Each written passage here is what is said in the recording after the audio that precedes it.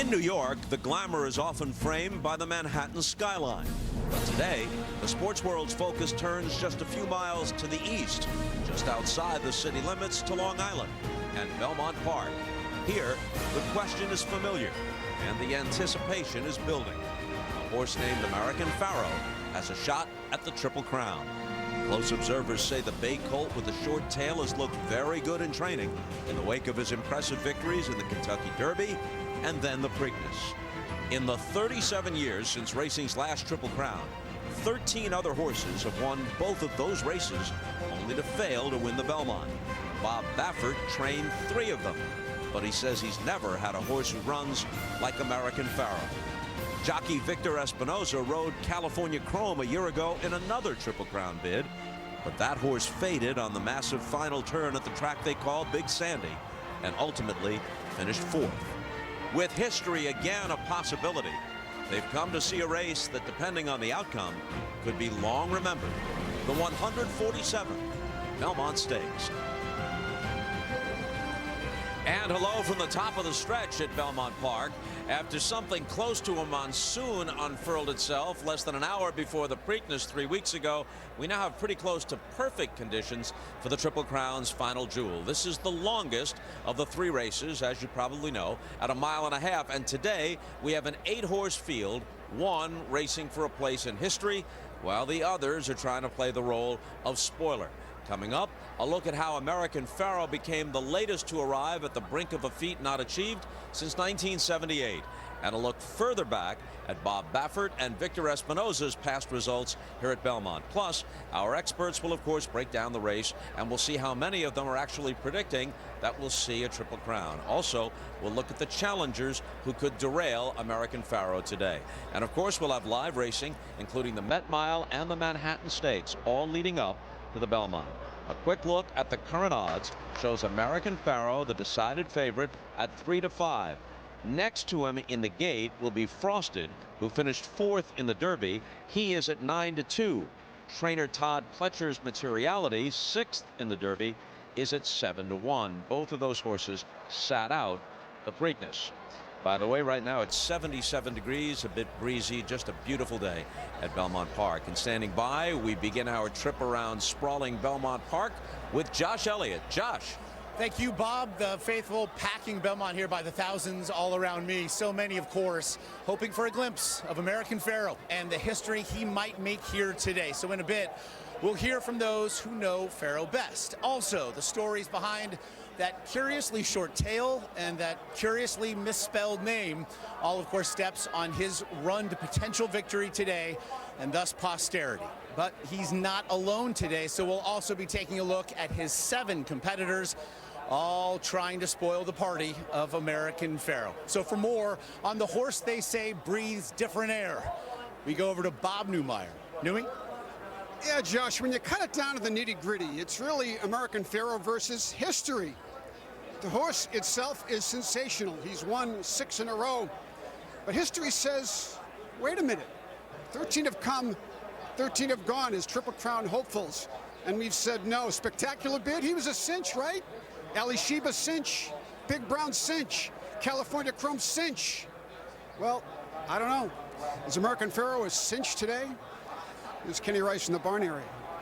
All right, thanks, Bob. Yes, Bob Baffert has lost 3 Triple Crown tries. No, don't console him with it's better to have loved than lost. And talk about that because it's the way he has lost. In 97, Silver Charm losing by less than a length. In 98, the most painful, edged out by a nose real quiet. And then in 2002, War Emblem stumbling out of the gate over before it started.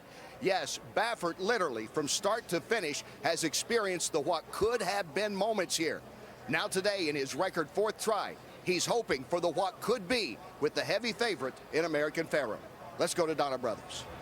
And Kenny, Baffert's last failed attempt with War Emblem was with Victor Espinoza aboard, who's hoping this 3rd time will be a charm for him. As you mentioned, War Emblem stumbled at the start, and then last year, California Chrome was stepped on at the start and sustained a gash. So yes, he's going to need a clean start and maybe a little racing luck. But Victor Espinoza has won 4 out of the last 5 Triple Crown races, so this 3rd time could indeed be the charm. Let's welcome in Lafitte Pincay III. Donna, while American Pharoah's Triple Crown fate has yet to be decided, what is certain is what he'll be doing next year. Announced just after the Preakness Stakes, his breeding rights were sold by the Zayat stable to Ashford Stud in Lexington. American Pharoah will be retired from racing at the end of the year, begin his career as a stud in 2016. So how much was American Pharoah sold for? The exact amount not yet disclosed, but consider how much the last Breeders' Cup winners' breeding fees were originally sold for. A firm, $14.4 million, and that was back in 1979. Let's say hello to Eddie Olczyk. Good afternoon, Lafitte. We've heard about the horses, jockeys, trainers, owners. Now let's get into meat and potatoes of betting the Belmont Stakes. Since 1978, the last time we had a Triple Crown winner, if you like to beat the favorite, as I do, you're going to love these numbers. Let's go inside the numbers. Only 6 favorites have won the Belmont Stakes since 1978. Average win odds, a healthy, just short of 12-1. A $2 investment, what's that get you? Almost $26. You want to add a zero? Go ahead and do the math. 6 of the last 7 winners have paid at least 9-1 or higher. Favorites, not good the last 9 years. Speaking of favorites, let's say good afternoon to Carolyn Manno. Oh, thank you, Ed. Well, listen, you're not going to find a big party in the infield here at Belmont Park, but what you will see are the 11 silks of the Triple Crown winners in the sport's history.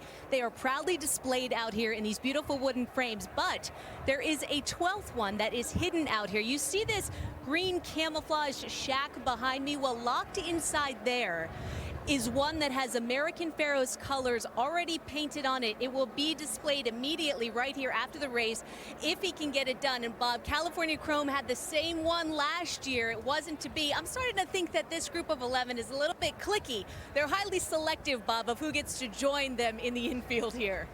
Yeah, maybe you're right, Carolyn. Even from equine eternity, they vigilantly guard the entrance to the Pantheon. Much more to come from Belmont Park as we count down to the big race and perhaps the first presentation of the Triple Crown Trophy in 37 years. I guess you've gotten that message by now. It's been 37 years. The trophy arrived on the grounds this morning with the masses of fans soon to follow. The crowd and the anticipation will continue to grow as we get closer to race time. Much more coming from the Belmont Stakes right after this.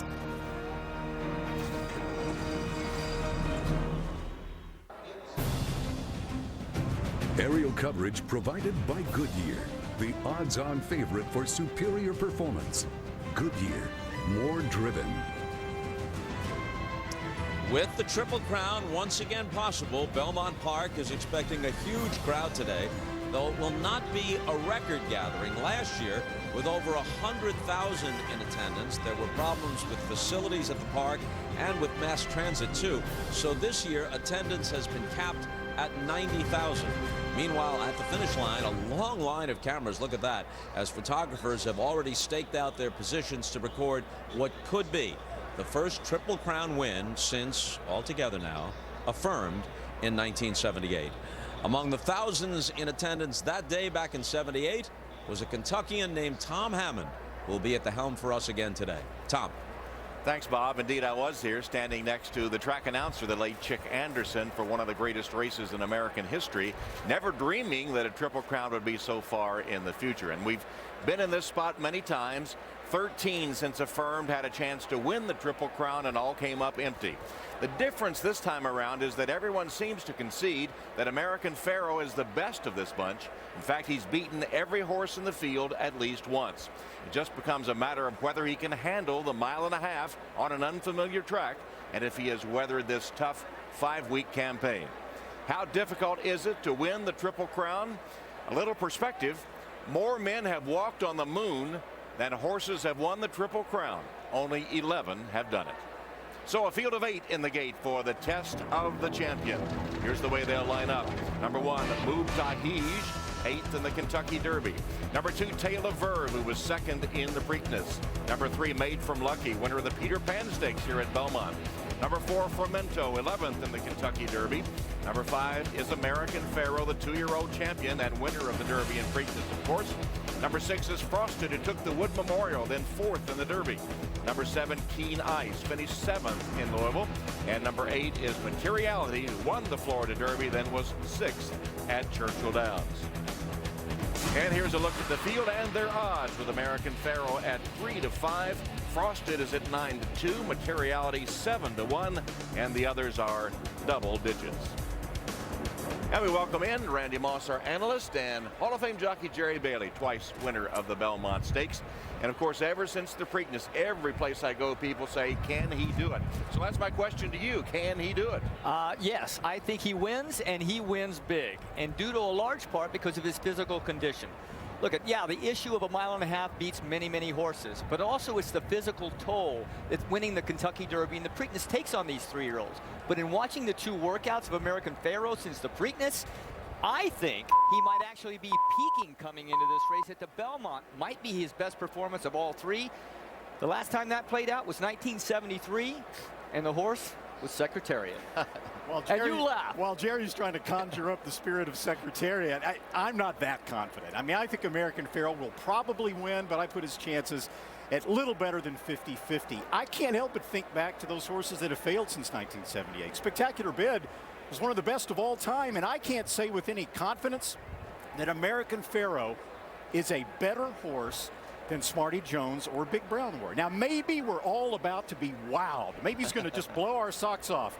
But history makes me wary. Well, by 7 o'clock, you may be saying he's better than all of those. We'll see how it works out. And meanwhile, we have a great race coming up for you. This is an unbelievable card of good races today at Belmont Park. And up next is the $1 million Metropolitan Handicap, the 122nd running of the NYRA.com Metropolitan Handicap. You see the odds as Tonalist. Remember that name. He won the Belmont Stakes here last year. He's the 8-5 favorite with Byron the second choice. He is at 4-1. And there is a look at Tonalist. Tonalist, of course, with John Velasquez aboard, trained by Christophe Clement, and they won the Belmont Stakes. And Tonalist is 4 for 4 here at Belmont Park. Let's check in with our handicappers now, see who they like in the Met Mile. Bob Newmeyer and Eddie Olczyk. All right, Eddie O, a little horse racing trivia for you. Who won the Belmont Stakes last year? The horse that you picked, sir. The horse that I picked. Did I read that right? And the odds were? Just short of 10-1. You want to repeat that, please? Just short of 10-1. Just short. Tonalist last year, I picked it just short of 10-1. Yes, Eddie, you are right. Do you want to take your hand out of the back of my jacket right now? You win the money. So this is a new year. Yes. And a new page and a new race. Not the Belmont Stakes, but the Met Mile. Guess what? I'm going with Tonalist again, even though he's the favorite. He's 4 for 4 here at Belmont. Listen, I got to pick him. You know what? Can I use a line from Peyton Manning? Omaha, Omaha. Yes. The way the track is playing, I like Tonalist. Yes. I do. I'm going to stay with him. But I think the key to the race is, does Bayern attack Private Zone?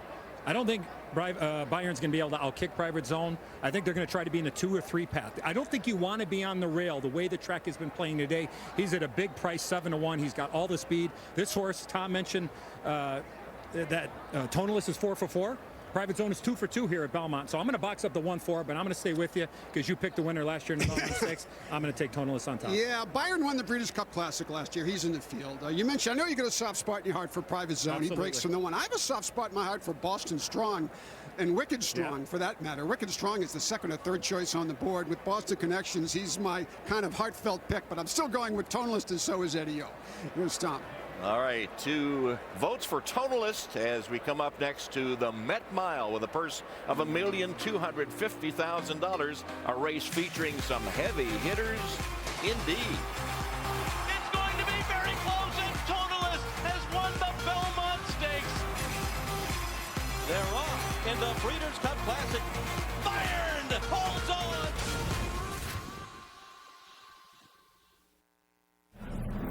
Catch today's race live on NBC Sports Live Extra, online on your phone, tablet, or connected TVs. You can view alternative angles, including one dedicated to American Pharoah, plus interact with all the social content surrounding the Belmont and get your very own horse name. Go to NBCSports.com/live extra. And do you think American Pharoah will win the Belmont Stakes and the Triple Crown? You can vote online at Facebook.com/NBC Sports. Plus, you can follow NBCSN on Twitter to check out who Eddie Olczyk's picking throughout the day today.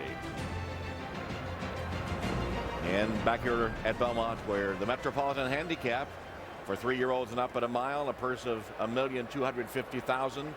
And on the odds board, Tonalist continues to be the favorite, with Byron the second choice. Tonalist at 8-5 and Byron at 7-5. Wicked Strong is 5-1. Honor Code 6. Private Zone 7. So you see a well bunch there. And this is a Breeders' Cup Challenge race. Win and you're in for the Breeders' Cup Classic. And there's the horse that won last year's Breeders' Cup Classic, Byron. And the question is, which Byron will show up? The one that won the Breeders' Cup Classic last year, or the one that absolutely flopped on Derby Day at Churchill Downs? Trainer Bob Baffert was trying to decide between this race today and next week's Stephen Foster at Churchill Downs. But because Byron ran a hole in the wind last year on Belmont Day in the Woody Stevens at 7 furlongs, and he had an excellent workout on June 1st, he decided to bring him here. He is a speed horse, as the guys Eddie and Bob mentioned earlier, but because he's drawn outside in the 7, he has the option of relaxing. Horses running outside other speed horses tend to relax a little bit better, so he does have that option for his jockey Martin Garcia if the pace gets really hot between Private Zone and Bay of Plenty 1 and 2.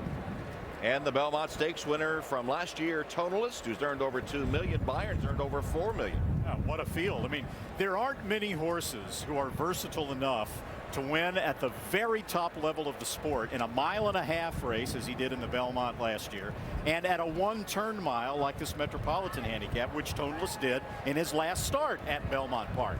He loves the track. He's in fantastic form. He can do it all, and that's why he's the favorite right now over Byron. There is a look at Tonalist. John Velasquez riding him has won the Met Mile 5 times and already has 2 stakes wins today. And a look at Private Zone, who goes into the gate under Martin Pedrosa. Tonalist continues to bide his time, the 4-horse. John Velasquez. We got some rain this morning, but as you can see, the track is fast and it is playing very fast time-wise. So you could see some really hot fractions in here with all the speed in this race. These are quality horses, but it's a fair track. Horses have won from all over today, so I would think that everybody stands a chance. It depends on the pace. Tamarcuz. Karen McLaughlin trains him going into the gate in the Shadwell stable colors. The issue with Tamarcuz is his break. Sometimes he's unruly once he gets in the starting gate, and he often breaks very, very slow. He did that in his last out in the Godolphin Mile, yet he won anyway. So the break is critical for number 5, Tamarcuz. There's Kobe's back.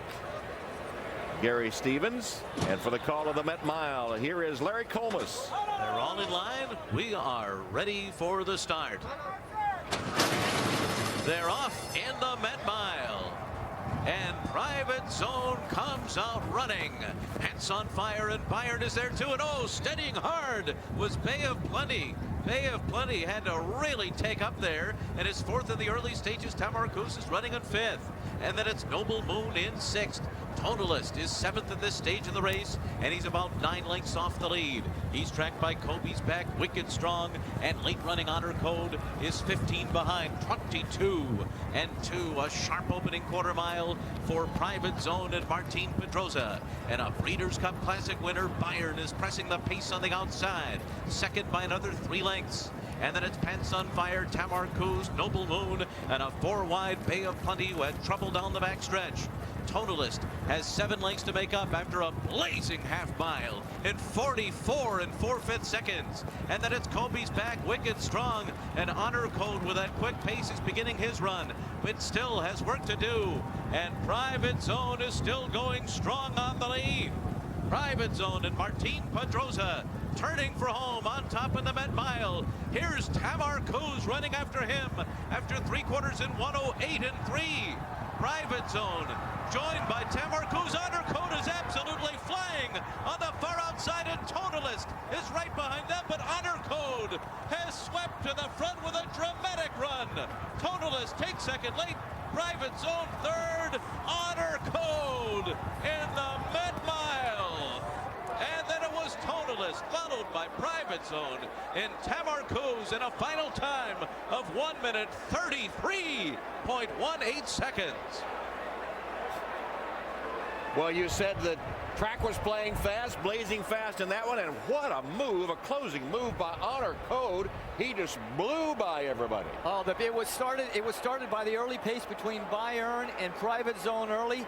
Honor Code and his jockey Javier Castellano sitting way back there, waiting for the hot pace to just completely disintegrate. He circles the field, turning for home. And look at this magnificent finish. A horse that was so disappointing on Kentucky Derby Day in the Ali Shiva Stakes. We expected great things from him. Shug McGahee earlier this week said he didn't know why, but he'd be running strong today. And Randy, he certainly is. I tell you what a great move by Shug McGahee to have the confidence to put Honor Code in this race after he laid such an egg at Churchill against an easier field than he faced today. Way back, this was a horse that was considered to be a top candidate for the Triple Crown races a year ago. Then an injury knocked him out. They're just now getting him right back up into peak form. And boy, you're right, Tom. What a closing kick for Honor Code. There it is, unofficially. Honor Code 2/5 off the stakes record for the Met Mile under Javier Castellano in the colors of Lanes End. Lanes End Racing and Del Ridge Farm, the owners. And Shug McGahee is the trainer. And Javier Castellano, man, he waited, and then he came with an unbelievable rush down the last furlong of the race. And he'll be just as good going 1 1/8 and 1 1/4. He's bred to go longer. Bayern, no excuses for Bayern. He's the type of horse that really would prefer a clear early lead in these races. That's when he's always run his best in distance races, 1 mile or more.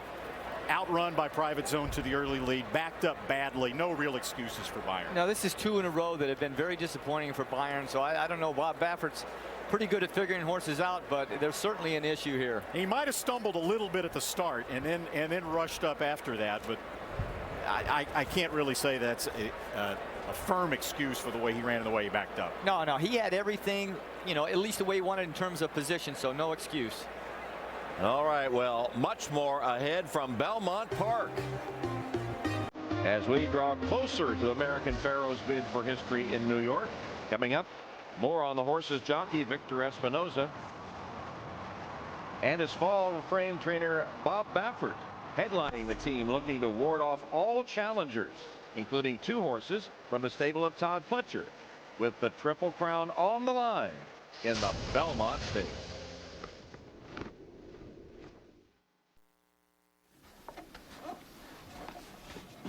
So you want to talk about the Triple Crown? I was quite sure we were going to win. In my heart, I knew he could do it. Secretary leads his field by 18 lengths. He is moving like a tremendous machine. I was waving my arms like Mussolini. That was a bit over the top. It's still Seattle Slew, and he's opened it up to 4.5. When Seattle Slew came along 4 years later, the energy was so great that nobody had ever seen it in racing. Affirm's got a nose in front as he come onto the wire. There's no question. It takes a very special horse. All the horses that have won the Triple Crown just had great minds. They love to win. He has to be exceptional. Otherwise, you can't win all 3. American Pharoah, he's a grand horse, and I think it'd be wonderful to have another Triple Crown winner, but we're a very small club. In another time, it was assumed that the club, while exclusive, would continue to grow. That after 3 Triple Crown winners in 6 years, the next one couldn't be all that far off. But instead, it's been a very different story. Real quiet. It's too close to call. War Emblem has given way. California throw him on the outside. It won't be a Triple Crown this year. And now, 37 years have made what's at stake today all the more significant. Hearts broken again at the Belmont. In Louisville, Kentucky, he answered a challenge with resounding force. Coming to the finish, American Pharoah and Victor Espinoza have won the Kentucky Derby. In Baltimore, Maryland. And they're into the stretch in the slop at Pimlico. He responded to a storm by all but abandoning the field. And American Pharoah has pulled away. Now, here in New York, American Pharoah runs to place himself, his trainer, and his jockey into a pantheon that's welcomed no new members for nearly 4 decades. It's the latest bid for racing's next Triple Crown winner. at the Belmont Stakes. The familiar skyline of New York City, but today the big sports story will unfold east of the city limits on Long Island at Belmont Park, where a crowd of about 90,000 is gathering, most in the hope of seeing something that hasn't happened since before many of them were born, as the colt American Pharoah pursues the Triple Crown. His trainer Bob Baffert has been in this spot before, as has jockey Victor Espinoza, and soon they and we will find out if this is the horse to finally do it.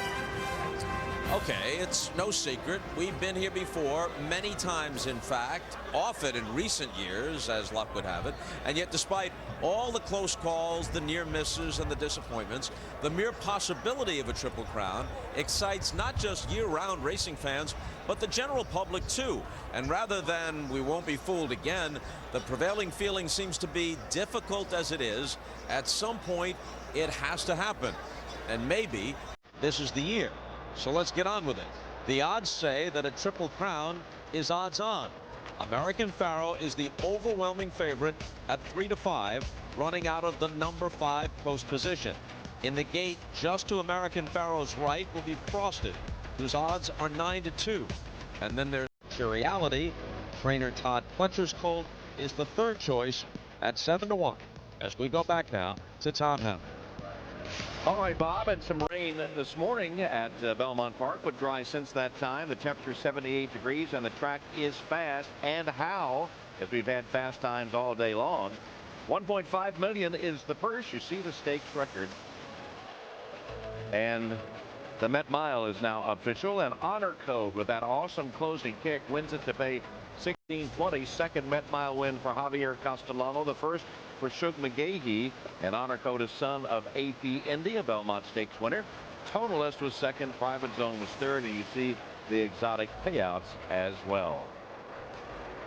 And so as we look closer now at American Pharoah, what is it about him that makes him so special? To me, it's that stride of his. He just seems to glide effortlessly over the track. What about you? You hit the nail right on the head. It is that stride. In the Kentucky Derby, we witnessed it as he went down the stretch the first time around the first turn. Wide as he was, he hit the backside, and boy did he hit that long loping stride as jockey Victor Espinoza had his hands down on his neck. American Pharoah gliding along like he could go like this forever. Off the bridle, relaxing, just what we need for the Belmont Stakes. And yes, he did have to work hard to get by his competition down the stretch, but nobody was really closing enough significant ground to make anybody worry. I think he does this same thing in the Belmont today, long and loose and easy. All right, so his stride is great, but another big advantage that he has is his versatility. He relaxed in the Kentucky Derby. In the Preakness inside post, a monsoon hits. The strategy, go to the lead. And look at Victor Espinoza. He's riding American Pharoah harder down the stretch the first time than he did the second time. And on this deep and sloppy racetrack surface that day at Pimlico, fast early fractions as a result for American Pharoah. Gave him a breather at one point midway through the race, but then American Pharoah kicks clear through the lane. His final quarter mile times, Derby and Preakness, were slow, leading many to question his ability to handle the mile and a half. But Tom, they were also questioning Secretariat's ability to get the mile and a half. Well, he certainly has a lot of versatility. That 7-length win in the Preakness and the slop. And how important was it in the race to go right to the front? Well, here's pretty graphic evidence. Look at the picture after the race. Victor Espinoza's silks are clean. Everybody else is covered in mud. Well, if there should be an upset in the Belmont Stakes, who would be the upsetters? Well, let's start with the Florida Derby winner, Materiality, trained by Todd Pletcher. Now, a virus has been going through Pletcher's barn this week, which concerns him. But he says Materiality and his other horse, Made from Lucky, are showing no signs of illness. Materiality missed the break in the Kentucky Derby, expected to be American Pharoah's primary pace competition. And if he is the one that pushes American Pharoah early, the beneficiary could be Frosted, who was fourth in the Kentucky Derby after a very, very wide trip. If his jockey Joel Rosario can save some ground on the Belmont and they get a little bit of a quick pace up front, he certainly has a chance. Well, for more about the challengers to American Pharoah, let's check with our reporters, starting with Bob Newmeyer. Yeah, don't sleep on Todd Pletcher. He's won it twice, second 4 times. Pletcher sends out Materiality and Made from Lucky in the Belmont Stakes. But the story here is really the jockeys John Velasquez, for example, is 11 for 28 with Pletcher at this Belmont meet, which is about a month long gone. And Javier Castellano, who's aboard Made from Lucky, is amazing. He's 9 for 16 with Todd Pletcher at this Belmont meet. So take your pick. Here's Kenny Rice. Thanks, Bob. When he was 9 years old, Nick Zito hopped in the car with his dad. They left their home in Queens. He came to the Belmont to see his first live race. This track, this race is special to Zito, and he hopes for a huge upset today with Fremento, who finished 11th in the Kentucky Derby. Zito says he has a live shot. Before you say, what? Zito's won this race twice, both with horses over 30 to 1, both times stopping a Triple Crown bid. The scenario is familiar at the track that is so close to Nick Zito's heart. Let's go to Eddie. Thanks a lot, Kenny. 7 is a number. The last time that Keen Ice ran was in a Kentucky Derby. He finished in 7th place with a very wide trip. He is bred and should enjoy the Belmont Stakes distance of 1.5 miles. But 7 of the last 15 winners of the Belmont Stakes who were horses who ran in the Derby and skipped the Preakness, that fits number 7, Keen Ice. A concern, only 1 career win so far. And for his jockey, Kent DeSormo, he is looking to win his 2nd career Belmont, his only win back in 2009 with Summer Bird. Let's go to Lafitte. Eddie, you remember Tail of Verve, the horse that didn't belong in the Preakness. He had lost 5 of 6. He had never run in a stakes race. He was overmatched. And he goes out there and runs 2nd at 28 to 1. A little more respect in the Belmont Stakes for Tail of Verve, currently 19 to 1. And he has a brand new jockey, 3-time Belmont Stakes winning rider Gary Stevens, who knows all about heartbreak in the Triple Crown aboard Silver Charm, defeated by Touch Gold in '98. The following year, it was Stevens doing the heartbreaking aboard Victory Gallop, defeating Real Quiet by a nose in the most dramatic failed Triple Crown bid in the history of the sport. Let's go to Carolyn. Well, Lafitte, as you know, Mubtahij is an international globetrotter. Back in April, he traveled over 7,000 miles from the United Arab Emirates and eventually landed at Churchill Downs, where he finished 8th in the Kentucky Derby. After that, he skipped the Preakness and came straight here to Belmont Park, and he has been working and working and working since that time. Out of all the horses in the field, his training program has been the most aggressive by far, not in terms of length per se, but in frequency, the number of workouts that he's had. It's been called an unorthodox approach, but we'll see if it pays off at this distance. And for more on that, we go to Donna Brothers. The 1 3/16 distance of the Preakness Stakes would have seen the horses finishing right about here.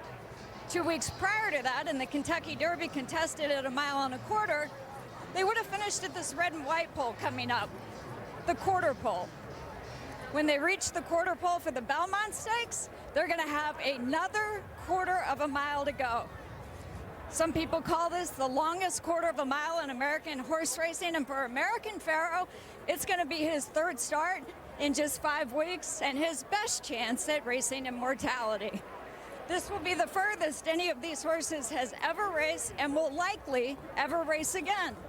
That's why it's called the Test of the Champion. Tom? Yeah, Donna, it's that distance. Very few American horses these days are bred to go 1.5 miles. And coming up, more on American Pharoah's remarkable road in rain and shine to the brink of history here at Belmont. They're off in the Kentucky Derby. It's American Pharoah in front, coming to the finish. American Pharoah and Victor Espinoza have won the Kentucky Derby. He is all by himself. American Pharoah and Victor Espinoza have won the Preakness.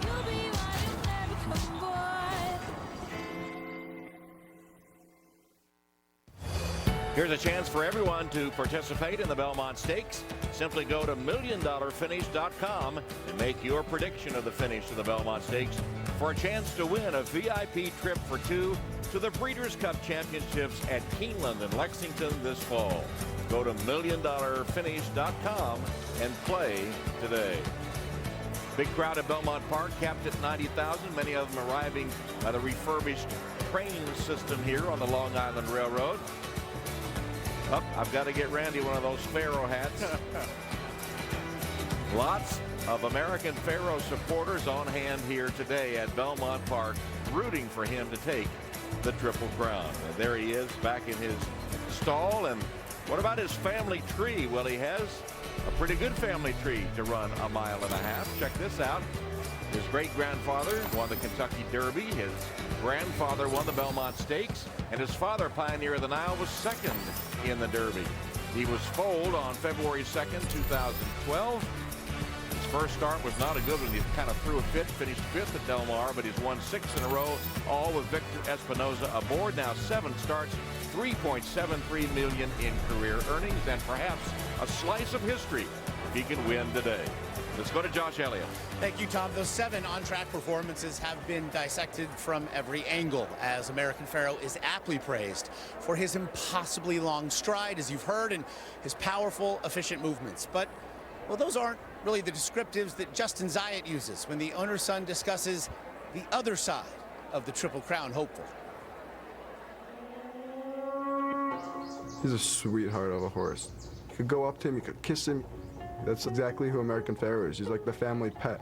So here he is. The sweetest horse. Give him a carrot. Sure. How's it going, bud?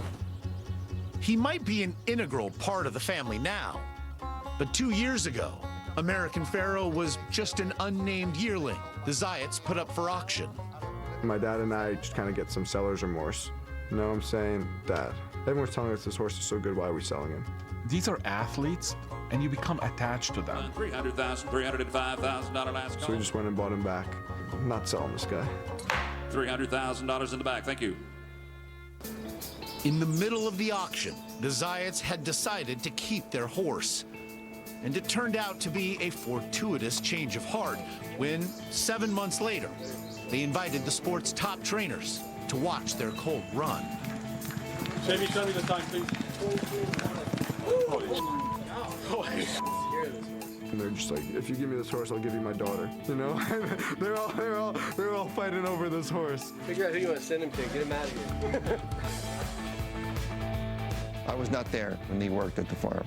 When I saw him on the video, I thought, wow. I said, I want him. That's my horse. I want that dude. The horse also looked different. Weeks earlier, in the middle of the night, one of his stablemates had taken off a chunk of his tail.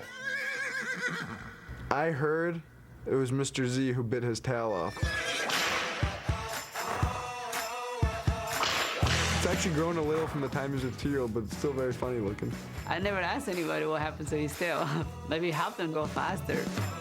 At this point, anything helps. Even a short tail, I'll take it. Then there's the case of the horse's name. In an online contest, a fan submitted American Pharoah, but it was registered with a spelling error now made infamous. American Pharoah? I didn't happen to realize at the time that it was misspelled wrong. You know, most English teachers in the world right now aren't happy with me, but I'll live with that. Now, American Pharoah is a superstar on a 6-race winning streak. And like so many of the world's top athletes, he too has a pre-race ritual.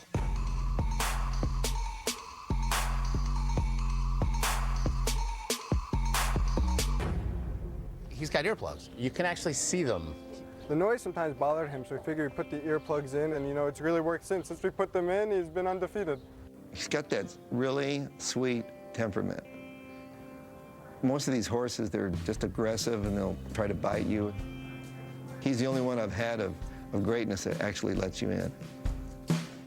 So you called him a pet. He likes the people around him. He's relaxed, he loves people, he's a very personable horse. He wants you to come pet him, and he wants to be your friend. Well, he's so placid now, but in his first start at Del Mar last summer, he threw a fit. He just went crazy. And so here's his secret weapon now. These are the earplugs that go in anytime he leaves the stall, blocking out the noise of the crowd and all the hoopla around him. And you know, his pedigree is pretty good for a mile and a half. Yeah, very few American horses nowadays are bred to excel at a mile and a half. You pointed out Empire Maker, the winner of the Belmont, is in his pedigree, but also his half-brother. His mother, and her mother were all pure sprinters. So there's a mixture there. It's possible, though, that the efficiency of his stride can compensate for any deficiency in his mile and a half pedigree. Well, that's good on paper, but in reality, he wins on fast tracks, muddy tracks. He's even won on synthetic tracks. He's won on the front, he's won from behind, He really is a jockey's dream to ride. Victor is the luckiest Mexican in the world. Let's go to Bob. Okay, Tom, the connections of a racehorse, of course, are always part of the story. But over the past few weeks, some of the stories about American Pharoah's owner, Ahmed Zayat, have been unflattering. Shortly after the Preakness, it came to light that Zayat was contesting a lawsuit alleging he failed to pay a nearly $2 million gambling debt from a decade ago. As it happens, that lawsuit was actually dismissed just this Thursday on statute of limitation grounds. Although Zayat is now being sued for libel by the lawyer from the original suit, who says he was defamed when Zayat referred to that suit as extortion, fraud, and blackmail. All of this puts me in mind of Captain Renault from Casablanca.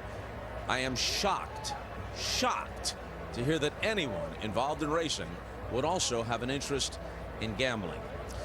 We should note, just in fairness, that there have been no allegations of any kind concerning any wrongdoing related to Zayat's ownership of American Pharoah. Meanwhile, here's American Pharoah's jockey, Victor Espinoza. He won the Derby and the Preakness for a second straight year. Last year, California Chrome. This time, American Pharoah. He is clearly in a groove as he gets set to ride here at Belmont.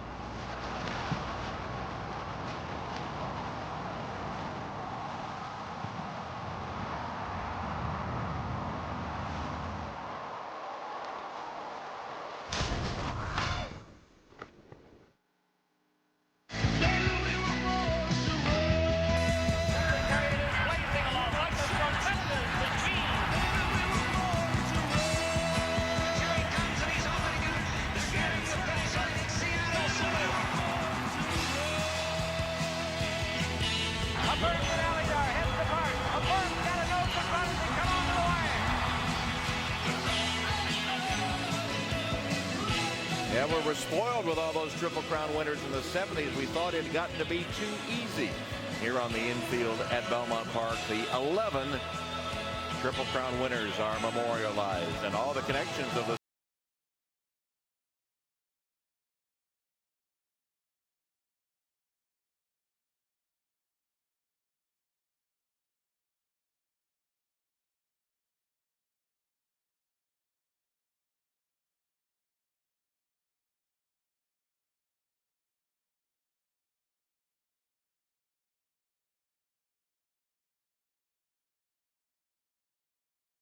and materiality at 6-1. And Victor Espinoza in the jockey's room. Speaking of long shots, it's fair to say that his path to a potentially historic moment today was not all that likely. It began long before his rain-soaked run at the Preakness and that gritty win at Churchill Downs that made this opportunity a reality. The Kentucky Derby is the only race I think I get a little bit nervous. But American Pharoah, he's tough.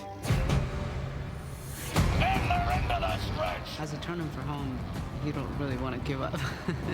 American Pharoah and Victor Espinoza have won the Kentucky Derby. I just can't believe I win another Kentucky Derby back to back. I feel like the luckiest Mexican in earth. In the Preakness, when it started pouring and raining, I never rode in that conditions before. But it seems like American Pharoah, he was having fun. American Pharoah and Victor Espinoza have won the Preakness.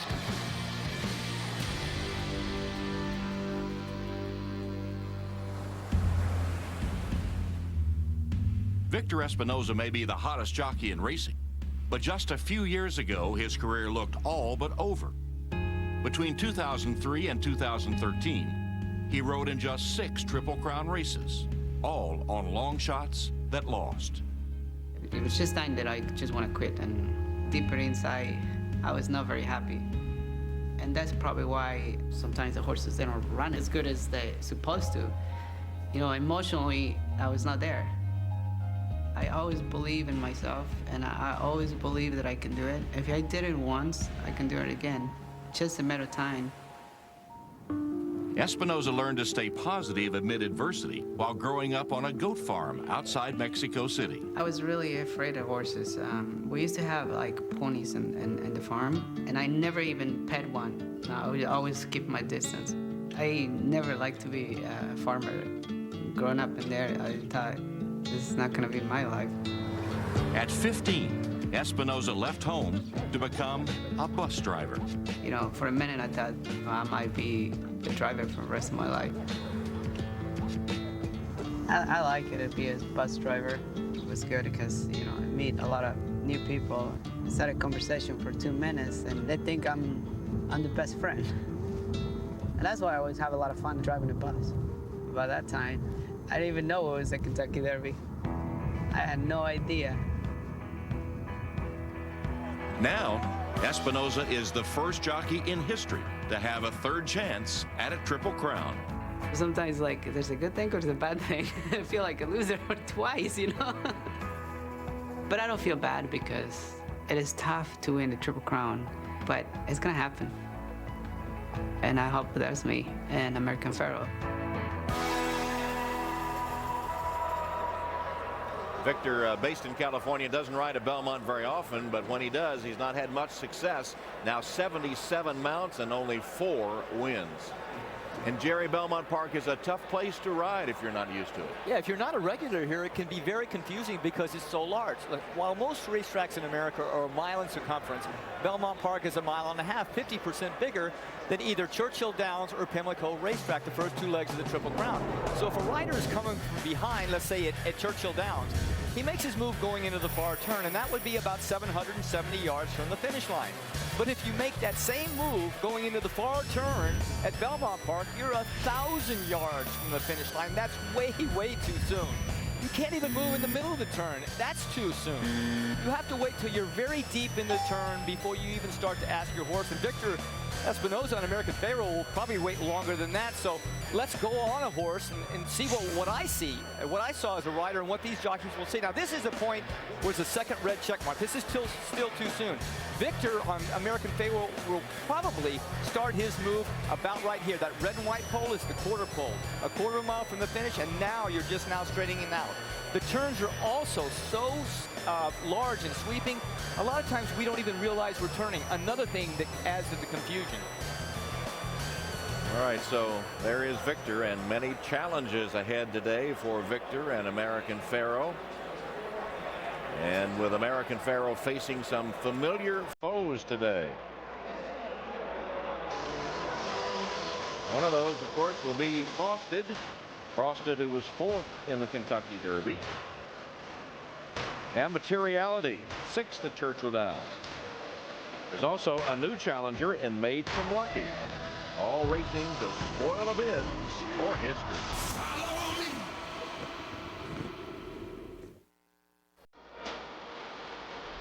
Back at Belmont Park, what about by the numbers since the firm won the Triple Crown in '78? 1.4 million thoroughbreds have been born. 650 of them started in the Kentucky Derby. A win there would keep you eligible for the Triple Crown, of course. 14 have won both the Derby and Preakness, counting American Pharoah. 4 have finished second, close calls in the Belmont Stakes. The closest of all, Real Quiet, trained by Bob Baffert, who lost by a nose, the smallest margin of defeat for a Triple Crown defeat in the Belmont Stakes. Let's go to Josh. Well, put another way, Tom, since 1978, there have been 12 days here at the Belmont with a Triple Crown on the line. And in the weeks leading up to everyone, just like today, the spotlight followed a single horse. And each time, by race day's end, it was always another horse's name on everyone's lips as they limped away from a party, once again spoiled. It's pretty clear where the champ resides this week. Barn number 1, the one surrounded by a constant crush of media and by fans who gather in droves every morning to watch American Pharoah take a bath. Poor guy can't even go anywhere without security. Meanwhile, Tale of Verve can come and go as he pleases.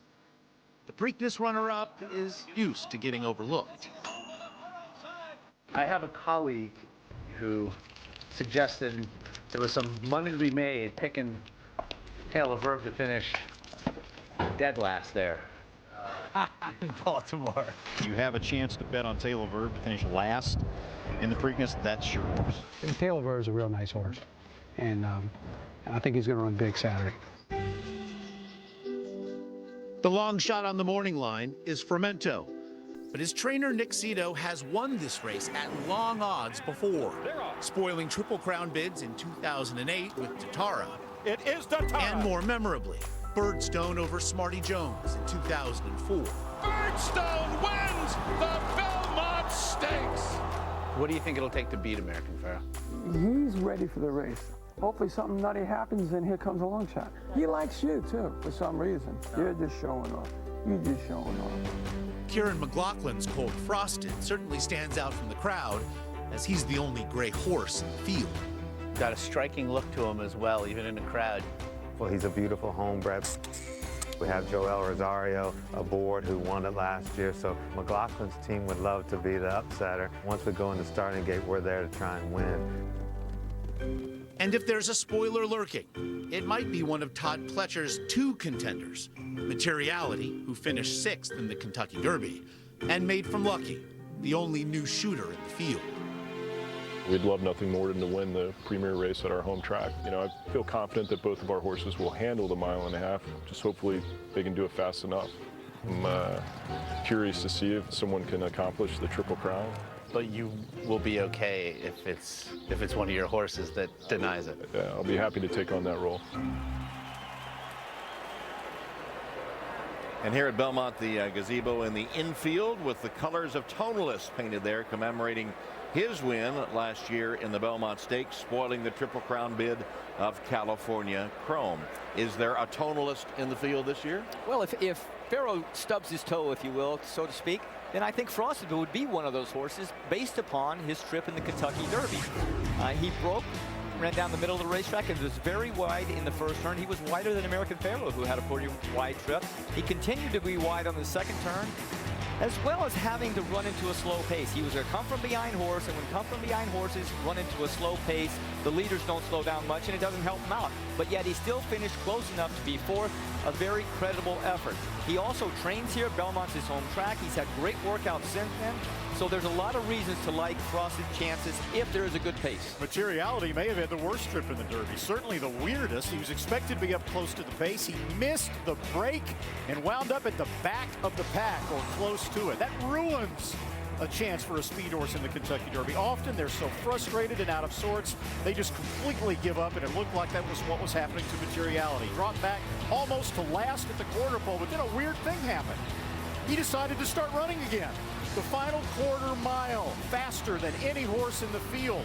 A full second faster than American Pharoah. And so even though Materiality finished 6th in the Kentucky Derby, his stature didn't really drop. A couple of other horses, Mutahij, Keen Ice, mid-pack, and at the back, early in the race, saving ground. Keen Ice had some traffic trouble through the stretch, as Kid Nazarmo, you'll see here, sort of muscles his way out for racing room after being trapped behind horses. Might have cost him a couple of lengths. He finished 7th. He wasn't going to win. Mubtaij, on the other hand, had a perfect trip. Placed mid-pack early in the race. Never had a straw in his path, yet he couldn't close any ground. Peter Pan winner, like Tonalist of last year, Made from Lucky, has already been drilled twice by American Pharoah, beaten 6 and 9 lengths. Yes, this is a good effort over this racetrack, which is important, but he's going to have to step his game up as well.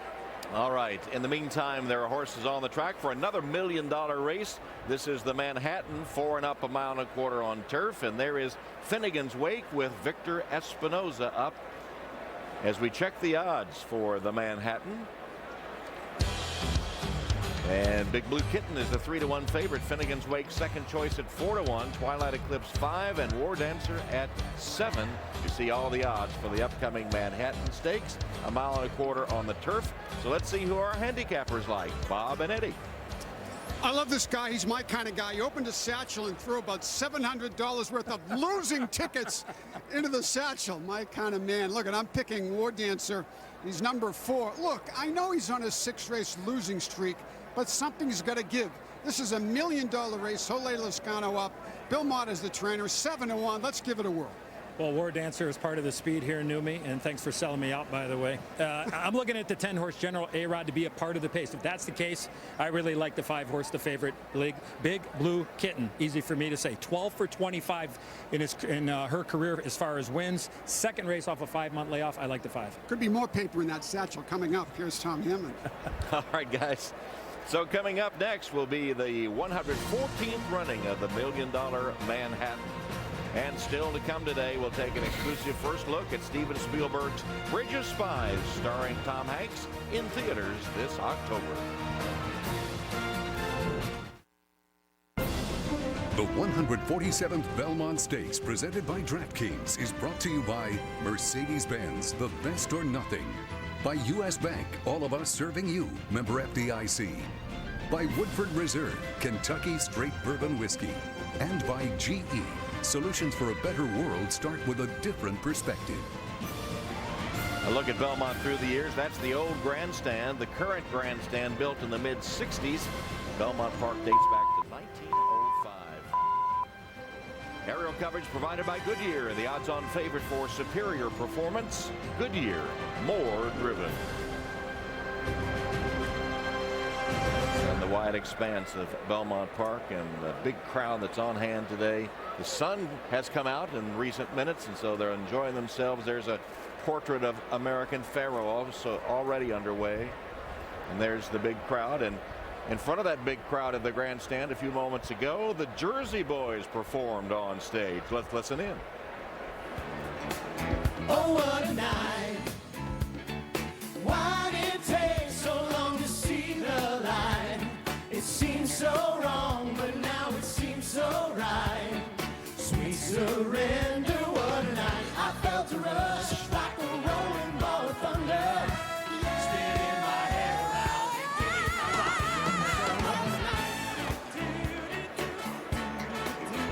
And oh, what a night it could be for American Pharoah if he can win the Belmont Stakes and become the 12th winner of the Triple Crown. He doesn't look too concerned at the moment, does he?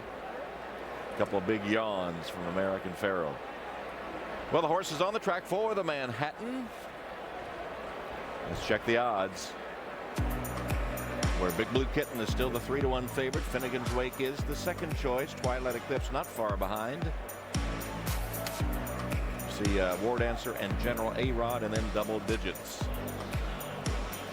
And Twilight Eclipse, winner of the Man of War in his last start, owned by West Point Thoroughbreds. Terry Finley, the West Point head, is a former military man, probably appreciating this date, June 6th, 1944, D-Day. Absolutely. And for the horse, Twilight Eclipse is one of the very best grass horses in America. He was third last fall in the Breeders' Cup turf at Santa Anita. He's a horse that likes to stay close to the pace, not a pace setter, but he would be described, I think, best as a pace stalker. Very consistent.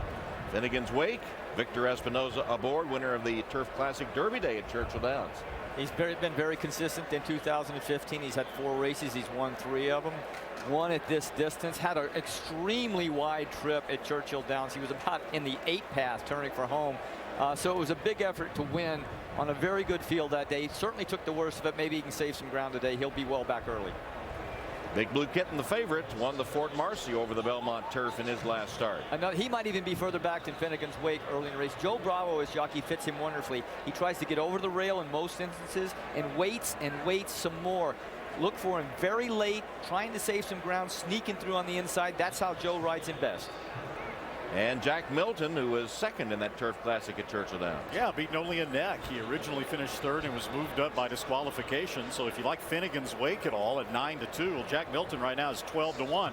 Post position, not very advantageous, post number 11. But at this distance, 1.25 miles on the turf, there is a pretty long run to that first turn. So it might not be too much of a problem. He's an off-the-pace type horse anyway.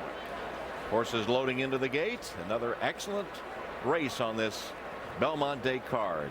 This is the Manhattan. $1 million, 1.25 miles on the turf. Larry Colmus has the call. And the last 2 to come up to the starting gate here are General A-Rod and Jack Milton. General A-Rod has moved into the gate with John Velasquez aboard. And here comes Jack Milton and Corey Nakatani. Both the Todd Puncher trainees are in line, all in line and ready for the start. They're off in the non-Greek Manhattan.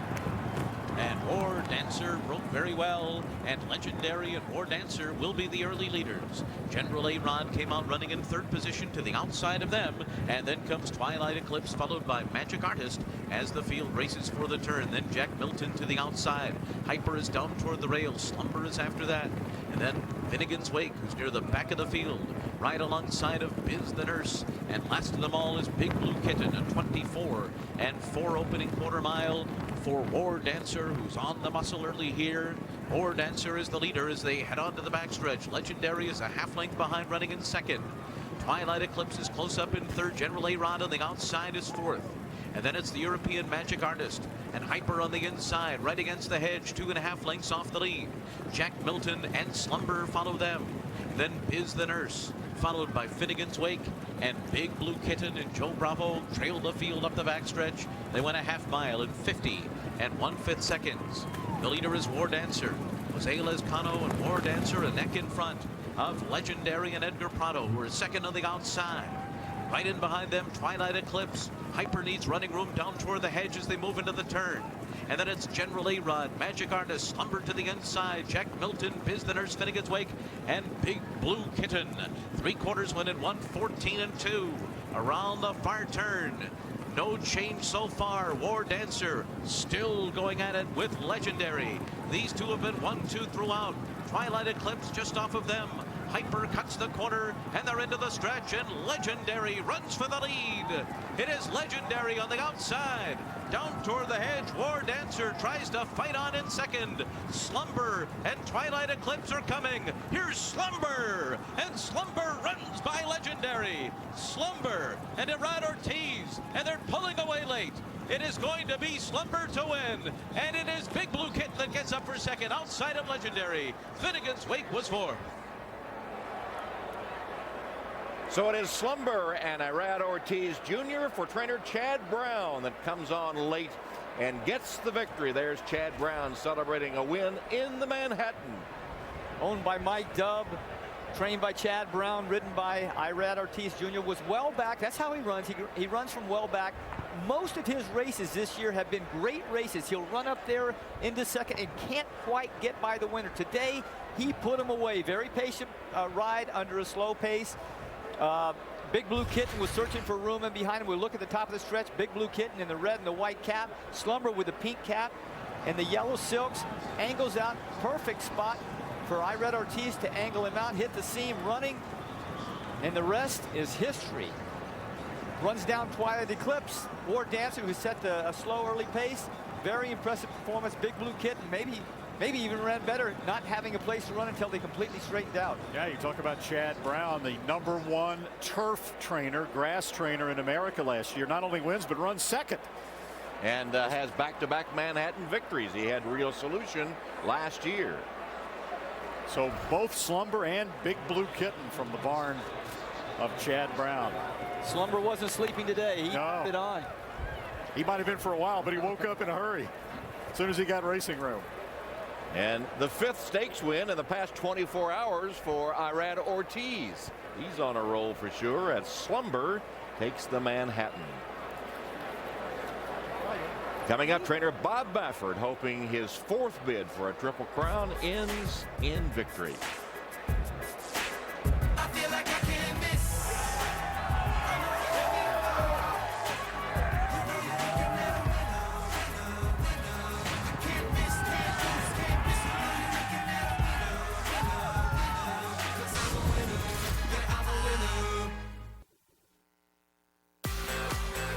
As a Queens boy who grew up going to the Belmont, American Pharoah, I'm pulling for you. From all of us at America's Got Talent, good luck, American Pharoah! 37 years is long enough. Let's make it happen. Go American Pharoah. I want to say good luck to American Pharoah. Down the stretch he comes. Good luck, American Pharoah from Engine 74. Come on, American Pharoah. We're all rooting for you. American Pharoah, go, go, go. Win that Triple Crown.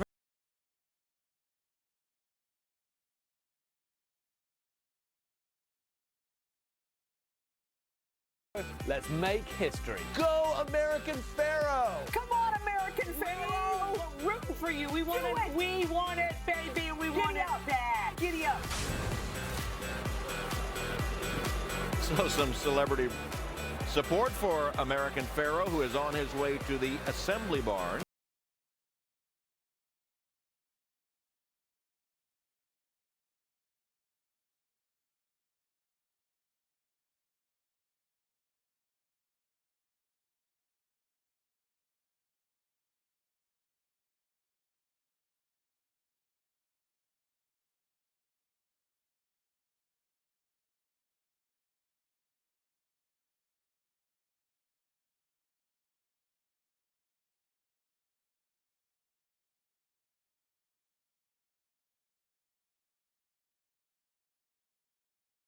Has sent American Pharoah to the assembly barn, and by all accounts, a newer, mellower Bob Baffert. For more on that, let's go to Josh. He's looking relaxed there, Tom. Most often, Bob Baffert is that, clearly comfortable in the role of horse racing's leading man, but it wasn't always so. He has come a long, long way in his Hall of Fame career. One, in fact, that began in the sport's minor leagues, training not thoroughbreds, but quarter horses at dusty, anonymous desert tracks. Thoroughbred racing. It was never a dream. Never thought about it. The quarter horse game is very brash. You know, we're trying to, it's mind games. I'll tell you what, you better be ready. That's the way, you know, that's the way it started here, where it's, well, good luck to you, even though nobody means it. Soon enough, Baffert made thoroughbred racing far more than personal fantasy. In 1997, 98, and 2002, he won the Derby and Preakness. Triple Crown bids that all ended painfully at the Belmont. War Emblem has given way. No Triple Crown for the 24th year. When you get to this level, it's winning or misery, and that's what the Triple Crown's about. You said in 2002, fate owes me a Triple Crown. Well, I don't know if it's, I don't think you're owed anything. As trainers, we sacrifice a lot of things, a lot of family, and it's tough. It's 7 days a week to stay at this level. You know, it's one of those things where I really enjoy it so much that I don't know what I'd do with myself. If I wasn't training horses, I just don't know what else I could have done in life. No one would ever call Baffert bashful, but he's not as brash as he once was. Some of it's age, and some likely due to an arduous time in 2012, when he suffered a near-fatal heart attack in between the deaths of both of his parents.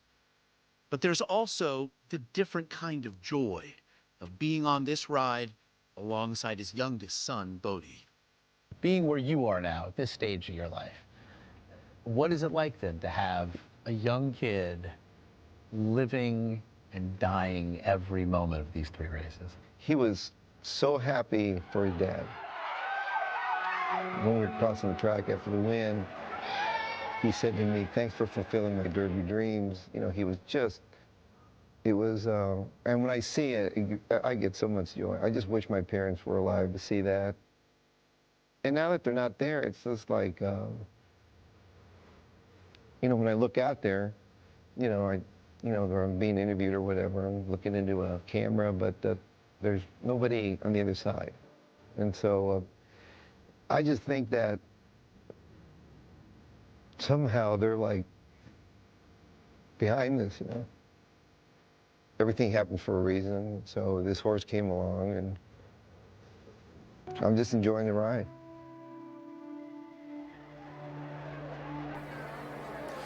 It's a family affair for Bob Baffert today. There he is with his children, including young son Bodie. Calls him the brains of the operation. They are 1 win away from a Triple Crown. We're getting close to race time. An hour from now, back to Belmont after this.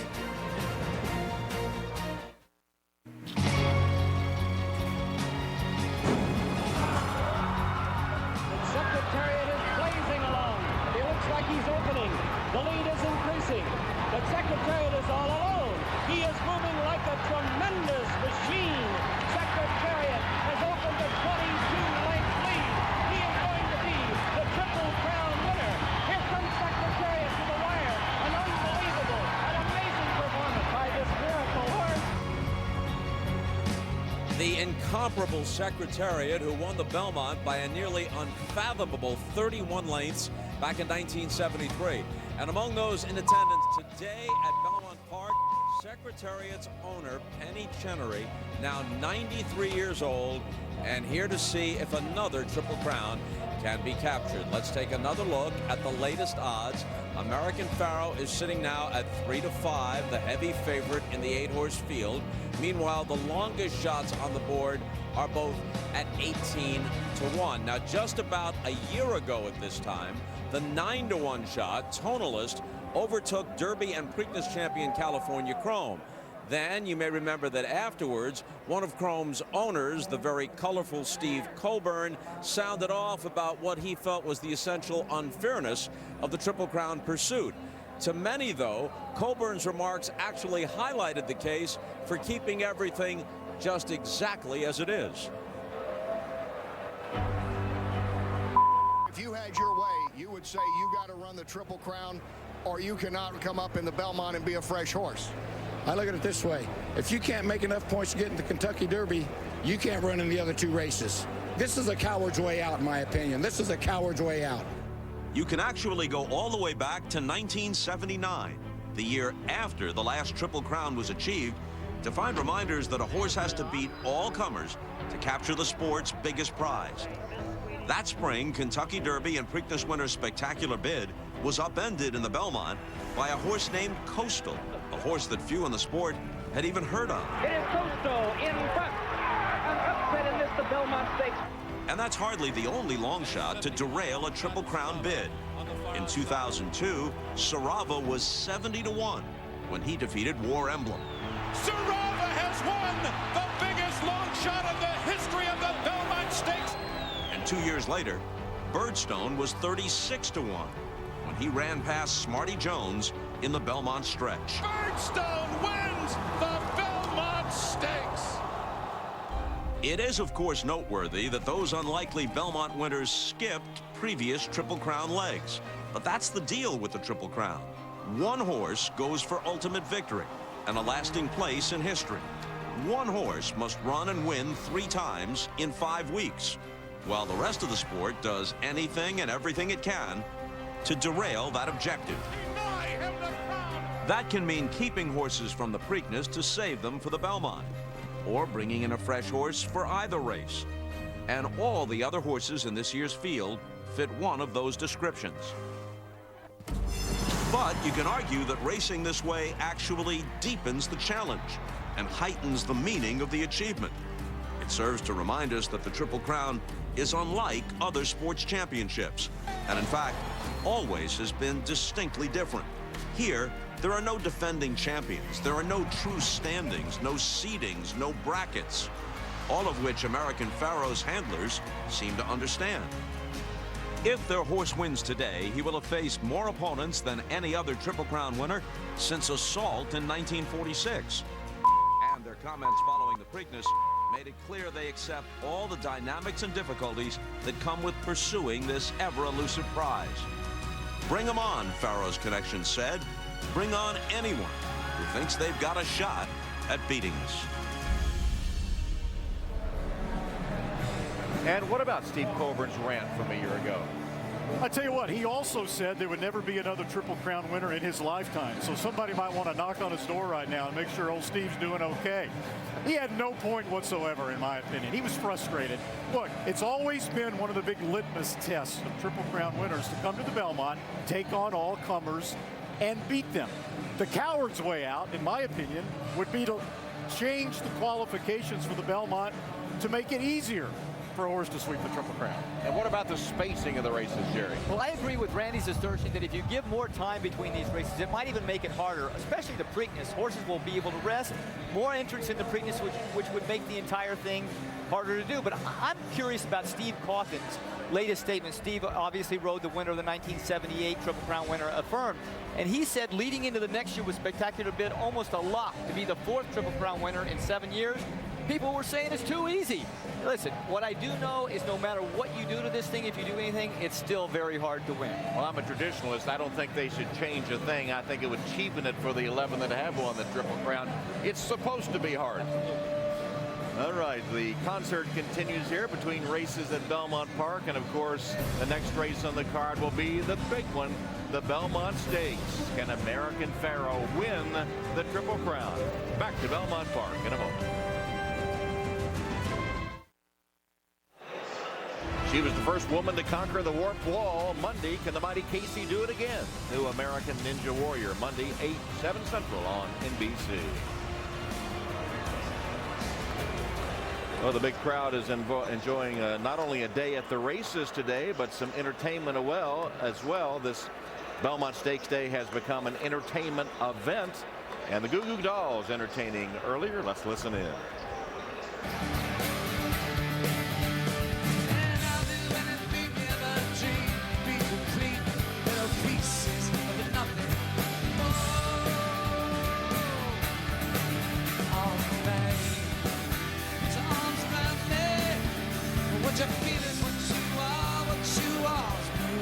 So the Goo Goo Dolls entertaining. They'll be entertaining after the races today as well.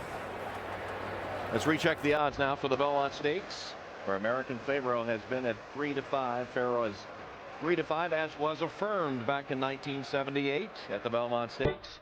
Charleston at 9-2, Materiality 6-1. Longest shots for Meadow and Taylor Bird, each at 18-1. Let's go to Kenny Rice. All right, thanks, Tom. I'm just outside the assembly barn. American Pharoah is in there. The other 7 Belmont horses, they'll begin their walk soon. Right now, it's relatively calm over here. Family, friends, and some media members. The horses are calm, but of course, this is New York, and things can change dramatically, and they will for the horses as they make this walk of about 85 yards down this path through that darkened tunnel. And when they re-emerge into the sunlight, they will hear the cheers and then see the 20-some thousand fans that are stacked 10 deep around the paddock area. Some have been here for several hours so they could get that special spot. Others will have their cameras out, hoping to get that picture, maybe capturing a moment of history, Tom. Well, and that paddock looks pretty crowded as well, Kenny, already, and the horses haven't made their way in there as yet.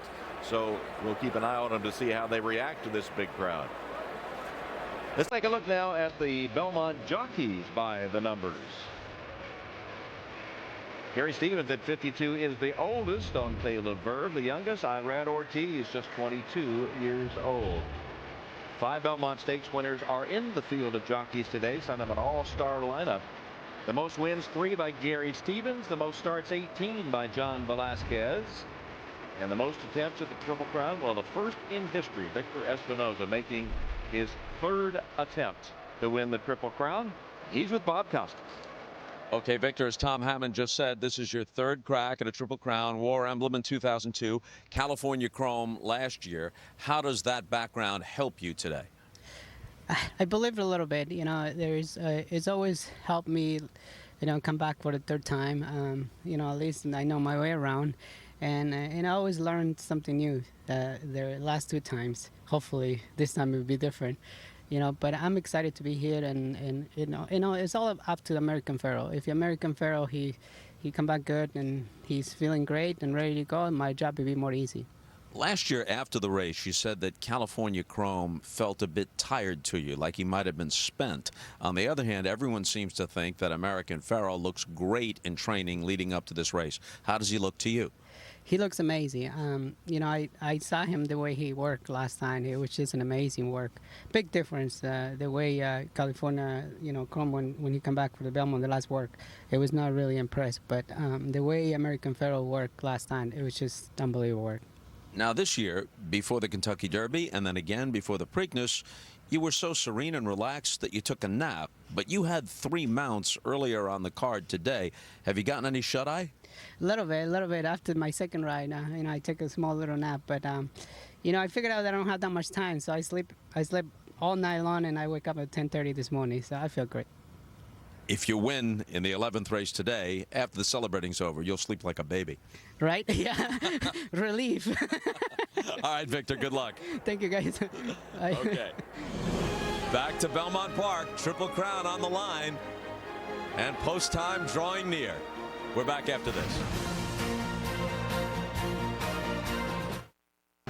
And will American Pharoah end that 37-year-long dry spell in winners of the Triple Crown. The fans think so. 3-5, with Frosted 9-2, Materiality 6-1. As they're making their way into the paddock with the horses now, let's go to Kenny Rice. All right, thanks, Tom. It certainly is a family moment here for Bob Baffert, daughter Savannah, Taylor, Canyon Forest, and of course Bodie, his sons. What does it mean to have the family, I think, for the first time together at a Triple Crown race, Bob? Well, this is the last time. Bodie was the only one missing, so now we all get to share it together. Savannah didn't make the Derby or Preakness. They missed the Preakness, so this is a family affair now. What has this been like? You've talked about how special it has been for you throughout. What is more special this time than the other three? Well, you know, I think I'm really appreciating it more, and I get to share it with them now. And before, it was just going in through it. It was sort of, it was young and new at it, and I didn't know what to expect. And now I know what to expect. What do you expect today? Well, I expect for the horse to run a big race, and if he's good enough, he'll win the race. All right, thanks, Bob. Let's go to Lafitte Pinkai. All right, here with Todd Pletcher, two-time Belmont Stakes winning trainer. Todd, there's been a circulating virus in your stable. How much of a concern is this with Made for Lucky and Materiality? No concern at all for these two. You know, we've during the course of the last couple of weeks have had a few temperatures, but feel good about the way the day's going. We've had 3 wins so far today, and you know, I think it cost us a few starts today when some other races, but just hadn't affected these two at all. As much as you're willing to divulge, strategy and approach, what is the plan today for Made for Lucky and Materiality? Well, with Materiality, we got to make sure he gets away well. He did not break well at all in the Kentucky Derby, so we got to come out running, and we got to put some pressure on American Pharoah. And you know, it's going to be up to John Velasquez to decide how much that is, but you know, we can't let him walk around there. Thanks for the time, Todd. Thank you. Let's go to Donna. With Dallas Stewart, your horse Taylor Verf second in the Preakness Stakes behind American Pharoah. How do you beat American Pharoah, and can you beat him? Well, Don, it's going to be a horse race. You know, I mean, that's what it comes down to. You know, hopefully the distance will be on our side, but this horse is trained very well. I believe in him, and we're going to see what's going to happen here. You've said he really wants to run 1.5 miles. How do you know that? Well, he just has great stamina about everything he does. He never gets tired. I mean, we've pushed him hard the last week and a half. I think he's handled it well. He worked the fastest of 23 horses here one day. He did it easy. His appetite's been great. You can see he's a pitcher to look at, so I think he's going to have a good day. All right. Good luck to you. Let's go to Eddie Olczyk. Thanks a lot, Don. I'm here with New York's very own Nick Cito, the trainer of the 4-horse Fermento. You finished 11th in the Kentucky Derby, Nick. You've had 5 weeks off. How's the horse been training? He's been doing well. You can see he looks good, and he likes the distance. And I'm hoping, you know, lightning can strike for the 3rd time. What are you going to do? Try it. Best of luck, Nick. Thank you. Thank you so much. Let's go to Carolyn Manno. Ed, thanks. Here with Frosted trainer Kieran McLaughlin. And Kieran, you have a horse that comes from behind in Frosted. What are your thoughts on the potential pace in a race like this? Well, I think I just spoke to Joel, and I think we'll be a lot closer than we were in the Derby. Obviously, we were way back, and it was a moderate pace. So we'll be much closer going 1.5 miles. Whether it's 3rd or 6th, we'll be closer to the pace. You mentioned Joel Rosario, your jockey, who spoiled California Chrome's bid last year aboard Tonalist. You've won the Belmont before. When you have a jockey who's had success here at this distance, in your opinion, how important is that in a race like this? It's very important. It'll turn into a jockey's race, and I don't want to give him too many instructions. We just had a good chat about the race, and I feel comfortable and confident that he knows the horse and will ride him well. Best of luck to you today. Let's check in with Bob Newmeyer. This is Justin Zayed, who's the son of Ahmed Zayed, who's the owner of this horse. He just walked by. What do you think? He looks really good. I mean, he doesn't look like a horse who's run 4 times in 8 weeks to me. So, you know, looks really good. We're blessed to be here. I'm just really trying to take in the whole moment, but he's doing really well. Now that the moment is at hand, is this a case of excitement, anticipation? How'd you phrase it? We're all on edge, you know. I'm a little antsy. I'm excited. You know, all the emotions you could be feeling at the same time I'm feeling, but I'm just praying everything goes well. You know, this is not about the Zayat, it's not about Bob Baffert. This is for the horse himself and for the racing industry. Quickly, you spoke about American Pharoah. What has he done for you personally? He means the world to me. He's completed all the dreams I've ever wanted. So, you know, hopefully we'll complete another one. Good luck. Thank you so much. Tom Hammond. All right, Bob, and there is the dream maker, American Pharoah, at 3-5, and Bob Baffert, his trainer, $14 million bet to win on the Belmont Stakes. Half of it bet on American Pharoah as Victor Espinoza stays loose prior to his mount in the Belmont. The 147th Belmont Stakes, presented by DraftKings, is brought to you by Ram Trucks, Guts, Glory, Ram. By Stella Artois, host beautifully. By DraftKings, the official daily fantasy sports sponsor of the Belmont Stakes. And by Steven Spielberg's new film, Bridge of Spies, in theaters October 16th. Well, there's a look at the celebration that took place on the cupola at Pimlico, and there's American Pharoah. 6 in a row for him, and 3-5 to win the Belmont Stakes and become the 12th winner of racing's Triple Crown. See all the fans in the paddock crowding around, most of them trying to get a look at American Pharoah. Look at that scene. And the statue of Secretariat. Can he join Secretariat as a Triple Crown winner today? The lineup of jockeys for this Belmont Stakes is like an all-star lineup, and here they come, making their way as Victor waves from the jockey's room, making their way down to the paddock. And so let's meet the jockeys for the 147th Belmont Stakes. Irat Ortiz, Multahij. Gary Stevens, Taylor Verve. Javier Castellano, May from Loki. Mike Smith, Fermento. Victor Espinoza, American Pharoah. Joel Rosario, Fraster. Quinto Sormo, Keen Ice. John Velasquez, Materiality. There's Victor Espinoza, Chris McCarron there to his left at the moment. The former jockey now has worked with youngsters and getting into the chairs to pose for the official jockey portrait. And of course, if history is made, this might be one to keep. And as they pose, it's time now for our Ram Trucks race preview. And they're off as they go behind the stands the first time into the first turn. I have to believe American Pharoah and Victor Espinoza will have the lead, and Materiality and jockey John Velasquez in close pursuit. And we've already heard Kieran McLaughlin say he expects Frosted to be closer, and we have him closer. Not much strategy here for Victor and Bob Baffert. Go to the lead. And not a lot's going to change, I don't think, in terms of changing of positions as they go down the backside into that very, very far turn. But here's where Materiality and Velasquez might turn the heat up on American Pharoah. And if he does, Frosted's going to move up a little bit. Made from Lucky also will move up because they sense the pace will be faster and they won't want to be left in the dust. At the top of the stretch, I believe American Pharoah starts to draw away here. He puts Materiality away. And of course, Frosted may be coming with his big run. So, in our simulation, our 1, 2, 3 finishers as they're in the final furlong. Of course, you know who Jerry thinks is going to win. American Pharoah. Frosted second. Materiality third. The 2 horses running in the Derby, skipping the Preakness, waiting for the Belmont, trying to upend history, but just not getting it done. So a Triple Crown winner in our simulation, American Pharoah. The margin there is 4 lengths. Could be. That was our Ram Trucks race preview. And so in your simulation there, you have American Pharoah. Officially, he's your pick. He is. I believe my eyes and what I've seen him since the last 3 weeks, the way he's trained. I've got to go with Pharoah. Jerry thinks he'll be moving like a tremendous machine. I've been saying all along it's a coin toss. So I flipped a coin. It came up heads. American Pharoah. Donna, what do you think? Well, Randy, I liked American Pharoah in the Preakness Stakes because he held his weight so well from the Derby to the Preakness. He's done the same thing coming into this race. I'm not getting off of him now.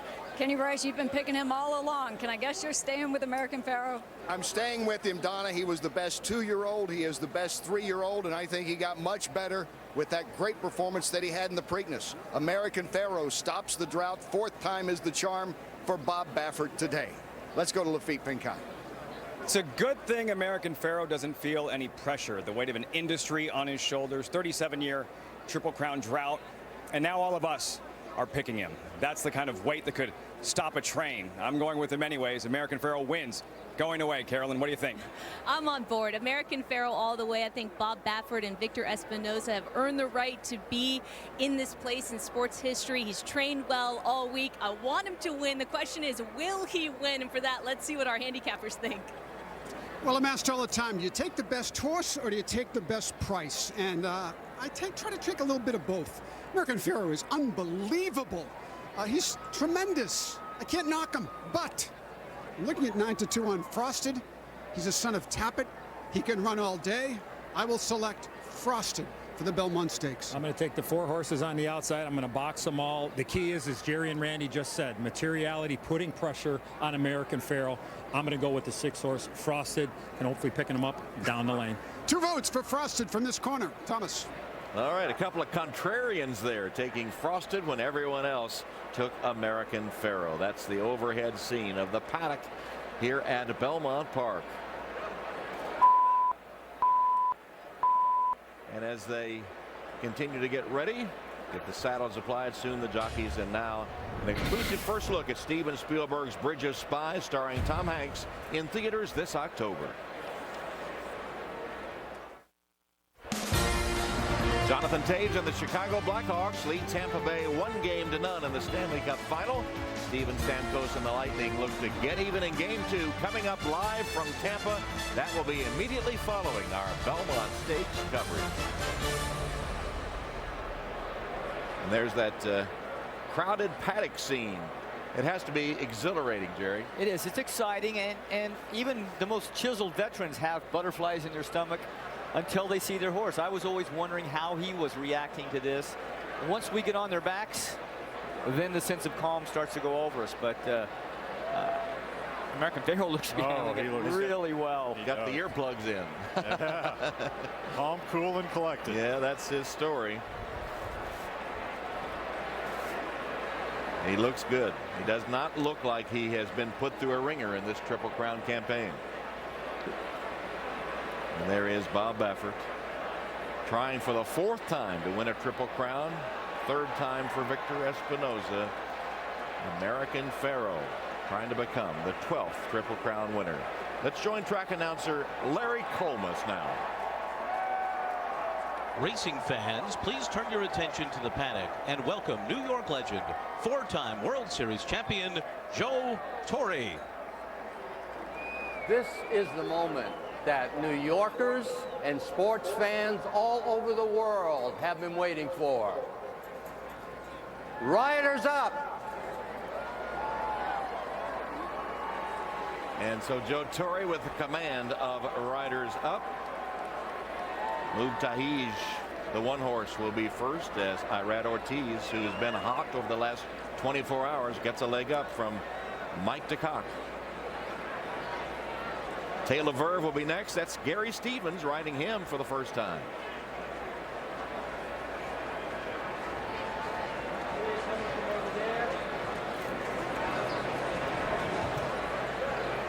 Like some confusion there as American Pharoah again, just with his ears taking it all in.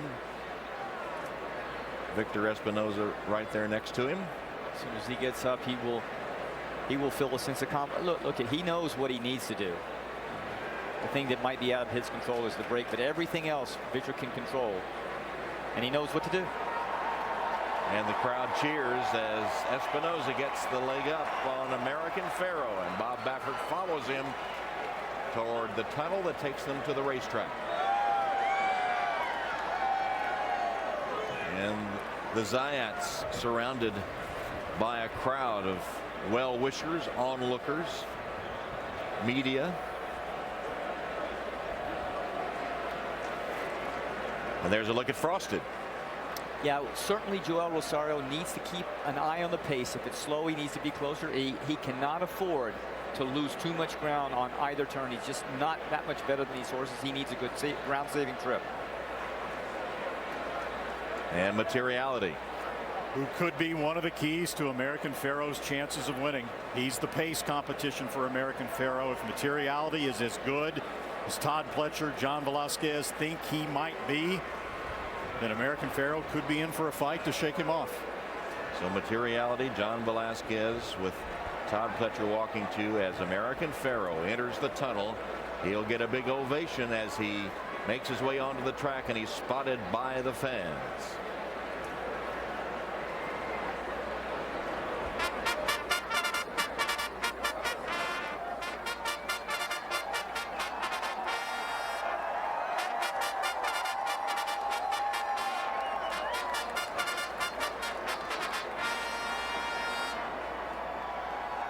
Ladies and gentlemen, the New York Racing Association proudly presents the 147th running of the Belmont Stakes as we welcome the horses onto the track with Frank Sinatra's classic, New York, New York.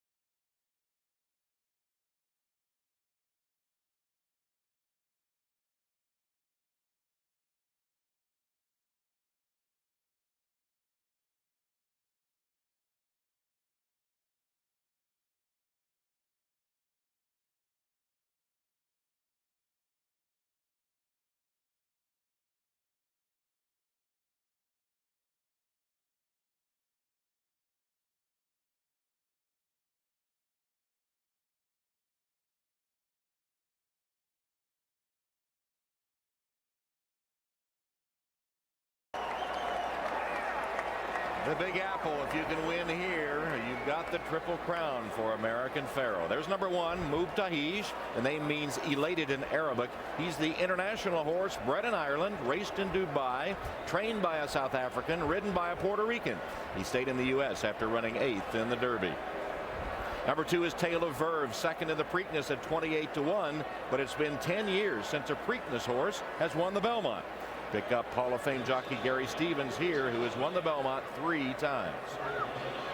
Number 3 is Made from Lucky, winner of the Peter Pan Stakes at Belmont. That's the same race that produced last year's Belmont winner Tonalist. Todd Pletcher seeks a 3rd Belmont Stakes win. Javier Castellano has never won. Number 4 is Fermento, Hall of Fame trainer and New Yorker Nick Zito denied the Triple Crown bids of Smarty Jones and Big Brown. Now he tries to do the same with this colt, who was 11th in the Derby. Picks up Hall of Fame jockey Mike Smith, a 2-time Belmont Stakes winner. Number 5 is American Pharoah. Ahmed Zayat was told the colt would bring over $1 million at auction, so he put him in the Saratoga yearling sale. But a small bump on a leg made buyers wary, so Zayat bought him back for $300,000. He was not at the sale. He was at Disneyland. Magic Kingdom indeed. Number 6 is Frosted, owned by Godolphin Racing, as American Pharoah gets a cheer introduced to the crowd. And as you see, the 7-horse Keen Ice, who overcame traffic to finish 7th in the Derby at 45-1. Dale Romans trains. Hall of Fame jockey Kent DeSormo rides. Twice he failed in Triple Crown bids on Real Quiet and Big Brown. The son of Curlin is named for a curling term. And there is the 6th, who was out of order, and that is Frosted. You can always spot him. The gray horse, who is owned by Godolphin Racing of Sheikh Mohammed, the ruler of Dubai, trained by Kieran McLaughlin, who won the 2006 Belmont with Jazzle, who, like Frosted, ran 4th in the Derby. So we've seen Keen Ice the 7, and now 8 is Materiality, the lightly raced colt who was 6th at the Derby, his first loss in 4 starts.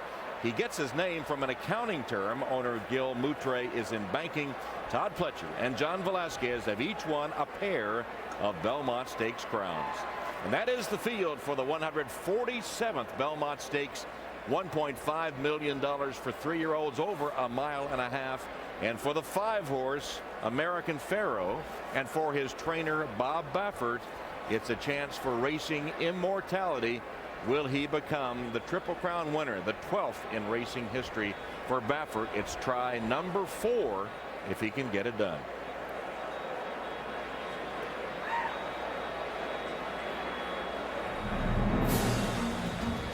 Victor Espinosa, the first jockey to have 3 tries at a Triple Crown, is the 3rd time the charm. The Zayats, they put millions into the racing game. Will they be able to have a super payoff here?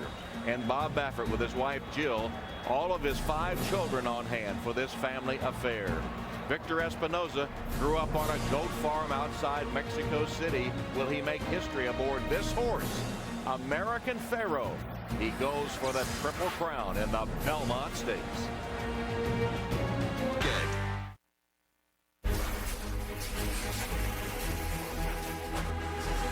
After so many words and so much time, tomorrow morning, will this machine produce headlines soon to be forgotten or to be forever remembered? Over the better part of the last 4 decades, the morning after has told stories that one way or another all had the same ending. Supercharm has lost the lead. Funny side has dropped back to 3rd. Can Smarty Jones hold on? The Triple Crown will remain vacant once again. Now we wonder what they'll print after this Belmont. American Pharoah has raced to the brink of the Triple Crown, his stature growing with every step. And it's American Pharoah who has taken the lead on the outside. As a Kentucky Derby favorite, he aced the first real test of his career. And as a Preakness target, he ran away from everyone in the rain. And American Pharoah and Victor Espinosa have won the Preakness. Now, for a Hall of Fame trainer who's been agonizingly close before.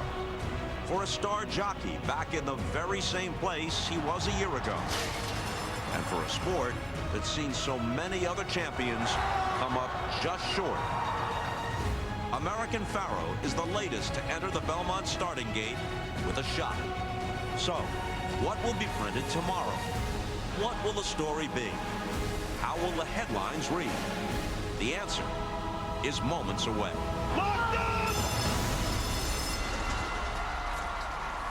It's been a perfect day and now perfect early evening, which could provide the perfect setting for the long-awaited perfect ending. In just a few minutes, 8 horses will begin a 1.5-mile journey over the daunting track here at Belmont Park. For those backing American Pharoah, it'll be a 1.5 miles to history or to heartbreak. Here's Tom. All right, Bob, and those fans think that American Pharoah will do it. They've had him at 3-5 all afternoon. He's still there as the favorite. Frosted at 9-2 has been the second choice. Materiality really has had only the move on the odds board. He was 7-1, now down to 6-1.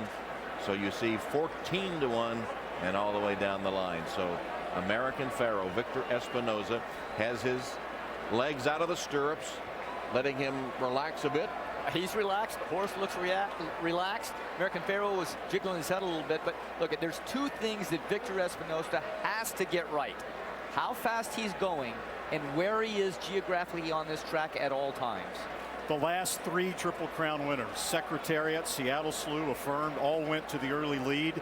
And Bob Baffert has made no bones about it to us. That's what he wants Victor Espinosa to do here.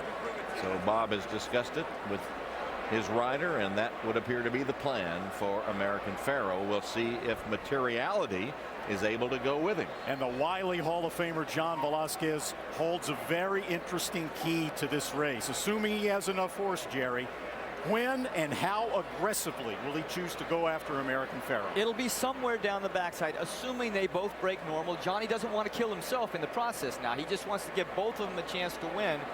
So it'll be up to him and how fast they are going, when to turn up the heat on American Pharoah. And these guys behind him, Joel Rosario and Frosted, they're going to play off that. But it's going to be very interesting to see when the pressure comes and they quicken down the backstretch. And if it's a fast pace, will it set it up for the closer, Frosted? It could.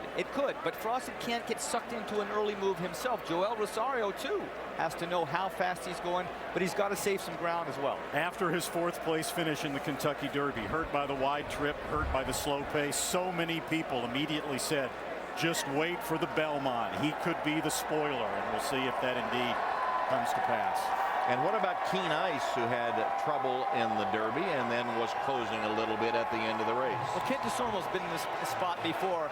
He's just going to sit back. He hopes it has a fast early pace, which will weaken the front runners late, and he can pick up the pieces, but he really can't affect it at all.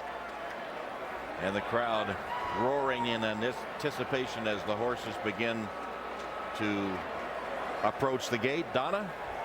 Well, Tom, as predicted, the crowd noise out here is deafening as American Pharoah makes his way to the starting gate. I think you saw in the warm-up, they took him to the backside and left him back there, just walked him around the turn. But now that it's time to approach the starting gate, they've gone ahead and brought him up, and the crowd noise has picked up. And I think all these horses are going to be wishing they had American Pharoah's earplugs here in just about 30 seconds when they start the load, because it gets very loud, Tom. And what must Bob Baffert be thinking? His whole family with him for the first time. His fourth chance at a Triple Crown. And the Zayats, who wanted so much to win the Derby. They'd been second 3 times, and now here they are with a chance at a Triple Crown. Sometimes controversial. And there's Penny Chenery, the owner of Secretariat, on hand to see if there is another Triple Crown. She said it's a small club. Will it have one more member? We'll find out in a matter of minutes.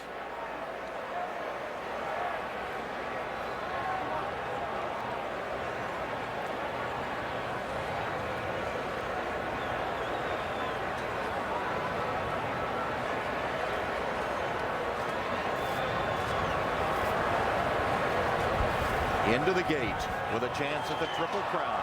The 147th Belmont Stakes, over 1.5 miles with a Triple Crown on the line.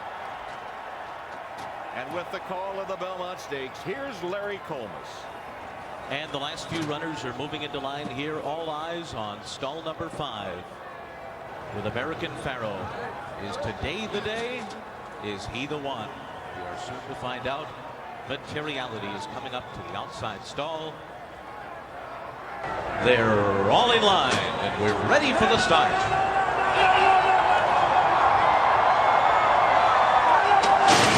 They're off in the Belmont Stakes. Not a great start for American Pharoah, but he will be sent to the lead by Victor Espinosa, so he waits no longer. Right to the front for American Pharoah in the race to the first turn, but he did not come out of the gate all that well. Frosted is away running in second position. Materiality is third to the outside. A ground-saving run for Mubtahij, who's right behind American Pharoah into that first turn, then Made from Lucky, Keen Ice, Tail of Verve, and the trailer is Fremento. The opening quarter mile was 24 seconds flat. A sensible fraction for American Pharoah, who leads the way on that sweeping first turn here at Belmont Park. And Materiality is kept close by John Velasquez, running in second position. Mubtahij, Frosted, and Keen Ice are right there. Keen Ice is not far behind at all. He's 2 lengths off the lead. Then it's Made from Lucky. It's 4 lengths more back to Taylor Verve and Fremento, of 48 and 4.5 mile. So it continues to be a moderate tempo up the backstretch here. And it is American Pharoah who leads the way by 3/4 of a length. And Materiality keeps the pressure on in second. Mubtahij is third on the inside. And then comes Keen Ice in fourth. Frosted is fifth. Made from Lucky, ridden along to keep up with the field. He's sixth, and he's 4.5 lengths off of American Pharoah. Fremento and Taylor Verve are at the back of the pack. So American Pharoah is halfway home in the Belmont. 3/4 went at 1:13 and 2/5 seconds, and he begins his run into the far turn. 3/4 of a length ahead of Materiality in second. And then it's Keen Ice on the outside of Mubtahij. Frosted in traffic behind them. And then Made from Lucky on the outside. Around the far turn. And American Pharoah continues to lead the way. He's on top by 3/4 of a length. Mubtahij is off the rail. And now he's a length behind in second. And American Pharoah kicks away. American Pharoah has opened up a 2-length lead as they come to the top of the stretch. And Frosted has moved up into second. And they're into the stretch. And American Pharoah makes his run for glory as they come into the final furlong. Frosted is second with 1/8 of a mile to go. American Pharoah's got a 2-length lead. Frosted is all out at the 16th pole. And here it is. The 37-year wait is over. American Pharoah is finally the one. American Pharoah has won the Triple Crown.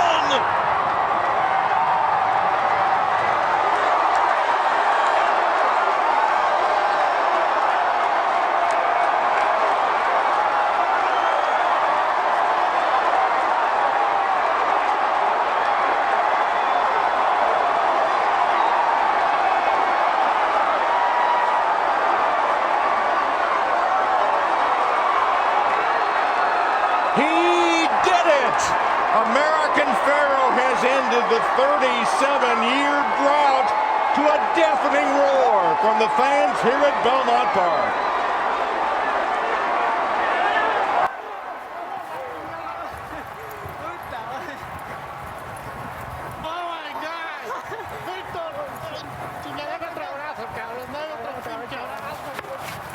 Holy shit.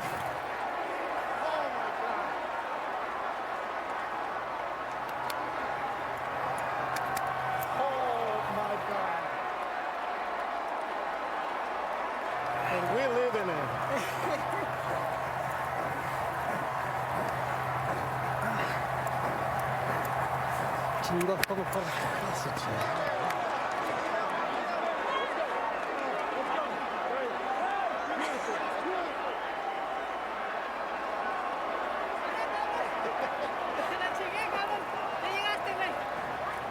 No, shit, ahí. Coño, corro bien. Me estés aquí.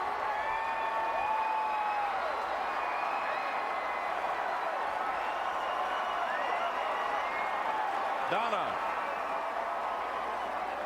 If you can hear us, Donna. Victor, you just won the Belmont Stakes, and with it, ended the 37-year drought and got your first Triple Crown finally. What does this mean to you? Wow. I only can tell you, it's just an amazing thing that, you know, it's just unbelievable how things work out, you know, with just an amazing horse like American Pharoah. I was coming to this race so much confident the last 2 times. It's just an unbelievable. I feel great in the Jackson. I drank some Monster, and then I feel so good. I said, I hope American Pharoah feel like me. But he did. He's just an amazing horse. At what point did you realize I'm going to win this, and can you describe that moment? I tell you, in the first turn, when he broke a little step slow because he kind of sacked back and then they opened the gate. But at 2 jumps, I was just right in the lead. That's what I want to be. Link in front of everybody, and steady all the way around. I'm telling you, I had the best feeling ever when he crossed the first turn. What makes this horse so special, Victor? The way he run. The way he traveled, the way he stretched his legs, the way he hit the ground. You don't even feel it when he's like going that fast. You feel like it goes in the slow motion. Well, you might not be able to feel how fast he's going, but I can feel how happy you are. Let's go to Kenny Rice. All right, Bob. I have never seen a scene like this. What are you thinking? What are you feeling right now? It's very emotional. I'm thinking about my parents. I wish they were alive to see this, and I was hoping it would happen. I didn't know how I was going to feel. Now I know. Your parents passed away. We've talked about this before. They saw you with many special events in your Hall of Fame career, and you kind of felt the spiritual part of them with you throughout this journey. They were with me today. I was talking to them the whole race. What were you thinking coming for home, close before, but coming up short? You know what? Down the backside, he was in his groove, and I knew if he's a great horse, he's going to do it. He's just a great horse. It takes a great horse to do it. Did you have a confidence coming over that this would be the day? I felt good about him. I knew he was training well. I got a great team, Jimmy Barnes and everybody that works with the horse. But we had, you have to have the horse. And to be a part of history, so many of the trainers immediately coming up and congratulating you. I don't know how much is sinking in right now, but what does it feel to be a Triple Crown winning trainer? I just feel like I have a very special horse, and he's the one that won. It wasn't me. It was the horse. A capper of a great career. I'm telling you, it's, everybody asked me the other day, Bob, you've won everything, and Bodie says he hasn't won the Triple Crown, so now he can answer that. Well, his son's right. He has won it now, Tom. And at 62, Bob Baffert, the second oldest trainer to win the Triple Crown. Max Hurst was 65 when he won with Assault in 1946. An emotional Bob Baffert referencing his late parents with his family with him as Victor Espinoza gets a swig of water to the cheers of the crowd. Wow. And Penny Chenery right behind Bob Baffert, joining in the applause for the latest Triple Crown winner. Bob's wife Jill on his left, and here's Victor Espinoza waving to the crowd. A man that's had a smile on his face seemingly for the last 5 weeks of the Triple Crown chase. He's answered every request for an interview with graciousness. And now he has the celebration.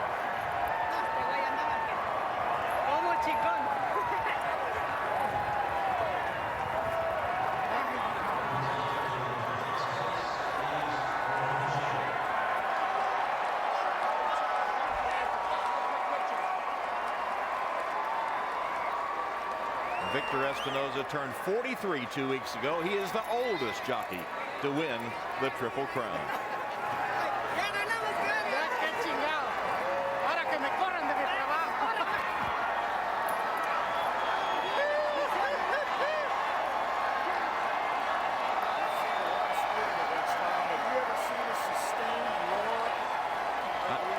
I tell you, the noise from this crowd was deafening. I don't think I ever have heard as sustained a roar from a crowd at any sporting event. It was something to experience, I can tell you that, and it's continuing, not as quite as loud as it was when he crossed the finish line, but this is amazing.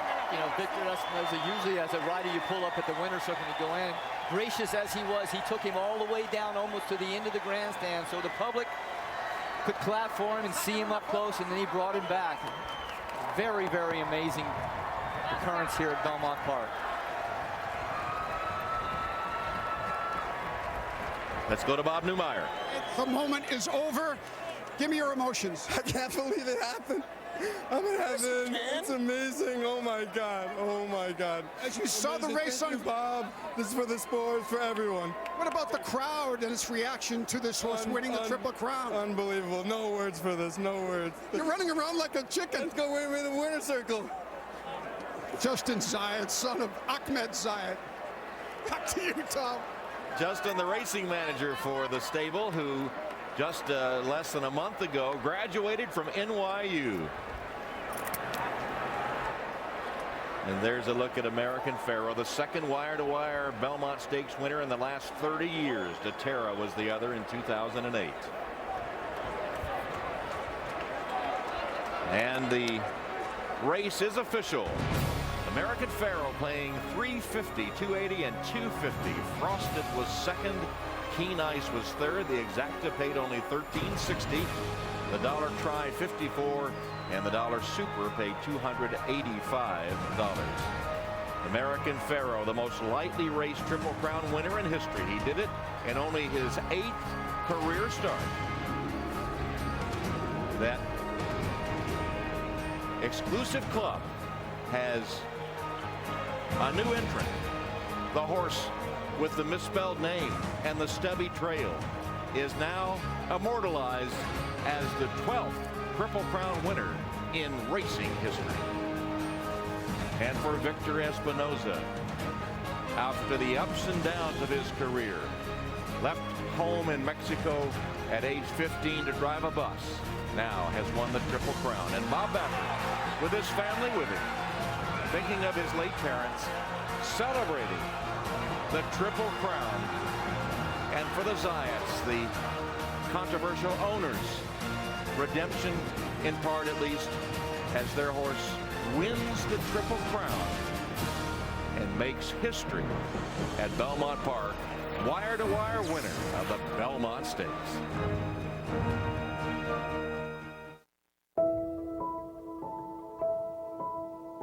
By DraftKings is brought to you by U.S. Bank, all of us serving you, member FDIC. By Mercedes-Benz, the best or nothing. And by Longines, the official watch and timekeeper of the Triple Crown races. 6.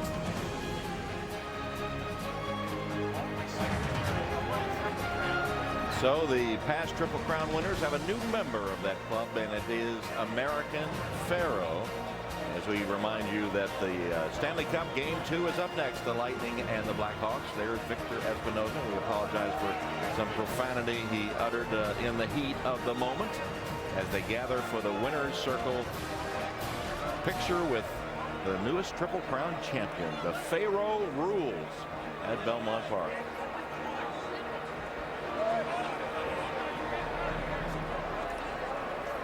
And there's the sign already up. They had it ready, and it's already in place with the other 11 winners. So at the start of the race, Larry Comas, the announcer, pegged it. He didn't break extremely well. It wasn't terrible. I mean, it just wasn't a neck in front, but quickly enough, Victor Espinosa, his jockey, put American Pharoah right on the lead, right where he wanted to be. And actually the stage is kind of set here because John Velasquez on Materiality did not go after him early. He was very, very patient, very deliberate. So American Pharoah got to the first turn in great order. First quarter in 24 seconds plus. Advantage American Pharoah. With a half in 48 and 4/5 seconds, Frosted dropped to the inside, coming to the top of the stretch. Momentarily right there, probably. Maybe some Frosted backers thought, oh, we might have a shot, but after such a soft early pace and with such an amazing horse underneath him, Victor Espinosa knew it was all over. It wasn't a matter of if he was going to win, it was going to be how far he was going to win. Because they went so easy and because he's such a great horse, he had so much left in the stretch. And he wins it by 5.5 lengths officially, which is the third largest winning margin in a Triple Crown race. Secretariat won by 31, Count Fleet by 25. And speaking of Secretariat, his owner, Penny Chenery, witnessing the race.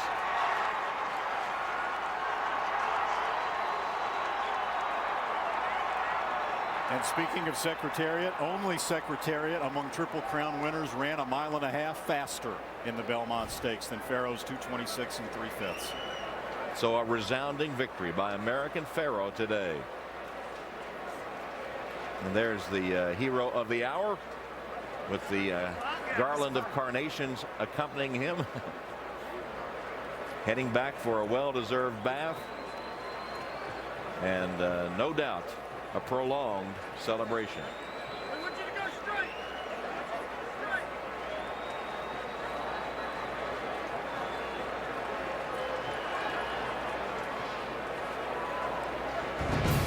So Baffert on his 4th try took the Triple Crown, and Victor Espinosa, the first jockey to have 3 shots at it. Yes, the 3rd time was the charm indeed, as he guided American Pharoah to the front out of the gate, kept it all the way around, and blows kisses to the crowd who applauded his effort to win the Triple Crown.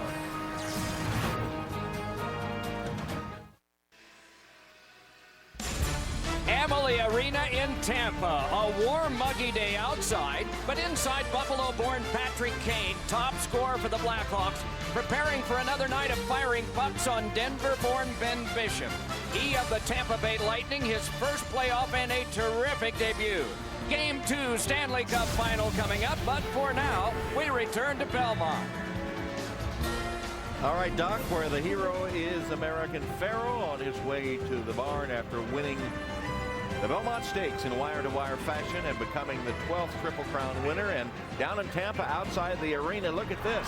The fans there were watching American Pharoah and cheering him on as he approached the finish line to claim the Triple Crown. Everybody excited about American Pharoah. And here's the complete order of finish in the Belmont Stakes. See the 5.5 length margin. Frosted second, Keen Ice third, Move Tahij, then Fremento, Mate from Lucky, Tale of Verve, and Materiality trail. For the trophy presentation, let's go to Bob Costas. All right, Tom, thank you. It is a jubilant and jam-packed scene on the victory stand. Members of the Baffert family, the Espinosa family, the Zayat family. Michael Del Giudice is the vice chairman of the New York Racing Association. Chris Kay is the president and CEO of NYRA. There are 2 trophy presentations. They present the Belmont Trophy every year. They don't present the Triple Crown Trophy all that often. In fact, once every 37 years. So this is the first of 2 for the Belmont. Gentlemen. Thanks, Bob. It's been a truly historic day here at Belmont. On behalf of Governor Andrew Cuomo, the people of the state of New York, and the New York Racing Association, it's my distinct honor to present you with the August Belmont Memorial Cup for winning the 147th Belmont Stakes. Congratulations. Thank you so Thank you very much. On behalf of all New Yorkers, racing fans, everybody who loves horses, this is for you. This is for the sport. This is for you. All right, more to come in just a moment. Bill Karstanjian is the CEO of Churchill Downs. Kentucky Derby, of course, part 1 of a 3-part masterpiece played out with American Pharoah as the starring actor, Sal Sinatra, the president of the Maryland Jockey Club, where the Preakness is staged at Pimlico. So Sal is here, Bill is here, once again Chris Kay, and the three of them will combine to present the Triple Crown Trophy, which has been in mothballs since 1978. Thank you, Bob.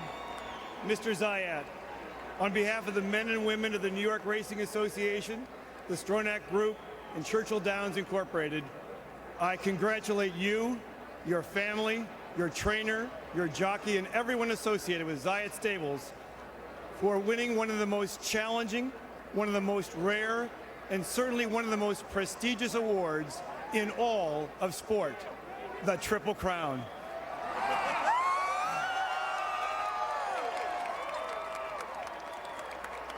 With gratitude to God and humbleness, this is for the sport. It has been 37 years. We need stars. I'm so thrilled, honored, privileged, humbled, excited. This is all for you. Mr. Zayat, congratulations, and let's turn things over to Josh Elliott, who is with Victor Espinoza and Bob Baffert. As they raise a trophy that hasn't been raised in 37 years, Bob Baffert, a fourth shot for you, your first since 2002, and a final box check now in a Hall of Fame career, and you got to do it with so many of your family members surrounding you. What is it for you? Well, I was really getting to dislike this trophy. It's caused me a lot of misery, but I think it's owed to the fans of New York. They kept paying their money, showing up, hoping, and it finally got, I still can't believe it happened. And I'm just blessed with a super 3-year-old by the name of American Pharoah. I couldn't be any happier. You said fate owed you one. I think fate has paid its debt. Meanwhile, for you, Victor Espinoza, a third time for you. What was it about this horse? Special, it's special. You know, I come here with a lot of confidence, more confidence than anywhere that I've been here the last 2 times. But this time I was just with so much confidence in American Pharoah, and that trophy, man, like Bob said, it cost me a lot of stress to trying to get it. But finally, the third time, like you said, was the third time is a charm.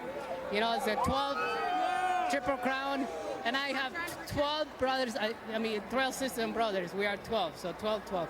And the clock is number 12. It all works out. Congratulations to you, Bob, to you, Victor. And we have some nice Longines watches for you, as well as we send it back now to Tom Hammond. Tom? Well, thank you, Josh. If it is anything, racing is a game of hope and dreams. The birth of each new foal conjures grandiose visions. This could be the one to rewrite history. American Pharoah was born February 2nd, 2012, and that's what he looked like in those early days. There was an online contest where fans could name him, but after the winning entry was chosen, somehow Pharoah ended up misspelled. Another distinguishing quirk became the colt's short tail, evidently chewed off by another horse. Even then, as a youngster racing through the fields, he exhibited an efficiency of motion, and transferred to the track, it produced that low gliding stride that is a thing of beauty. Everyone who came into contact with him predicted greatness. Today, that greatness was realized. It was the stuff of dreams.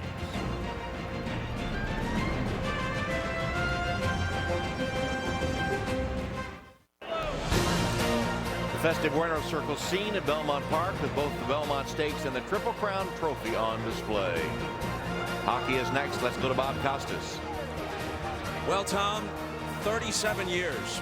So many hopes raised only to be dashed. So many near misses that a lot of people had begun to say it was simply impossible. Turns out, not quite impossible. Just so difficult, so unlikely, so rare, so stupendous an achievement that we won't soon forget what we witnessed today at Belmont Park. Well, they award the Stanley Cup every year. Who's going to win it this year? Game 2. They're just about to drop the puck in Tampa, and who better to handle those duties than Mike Doc Emmerich? Take it, Doc.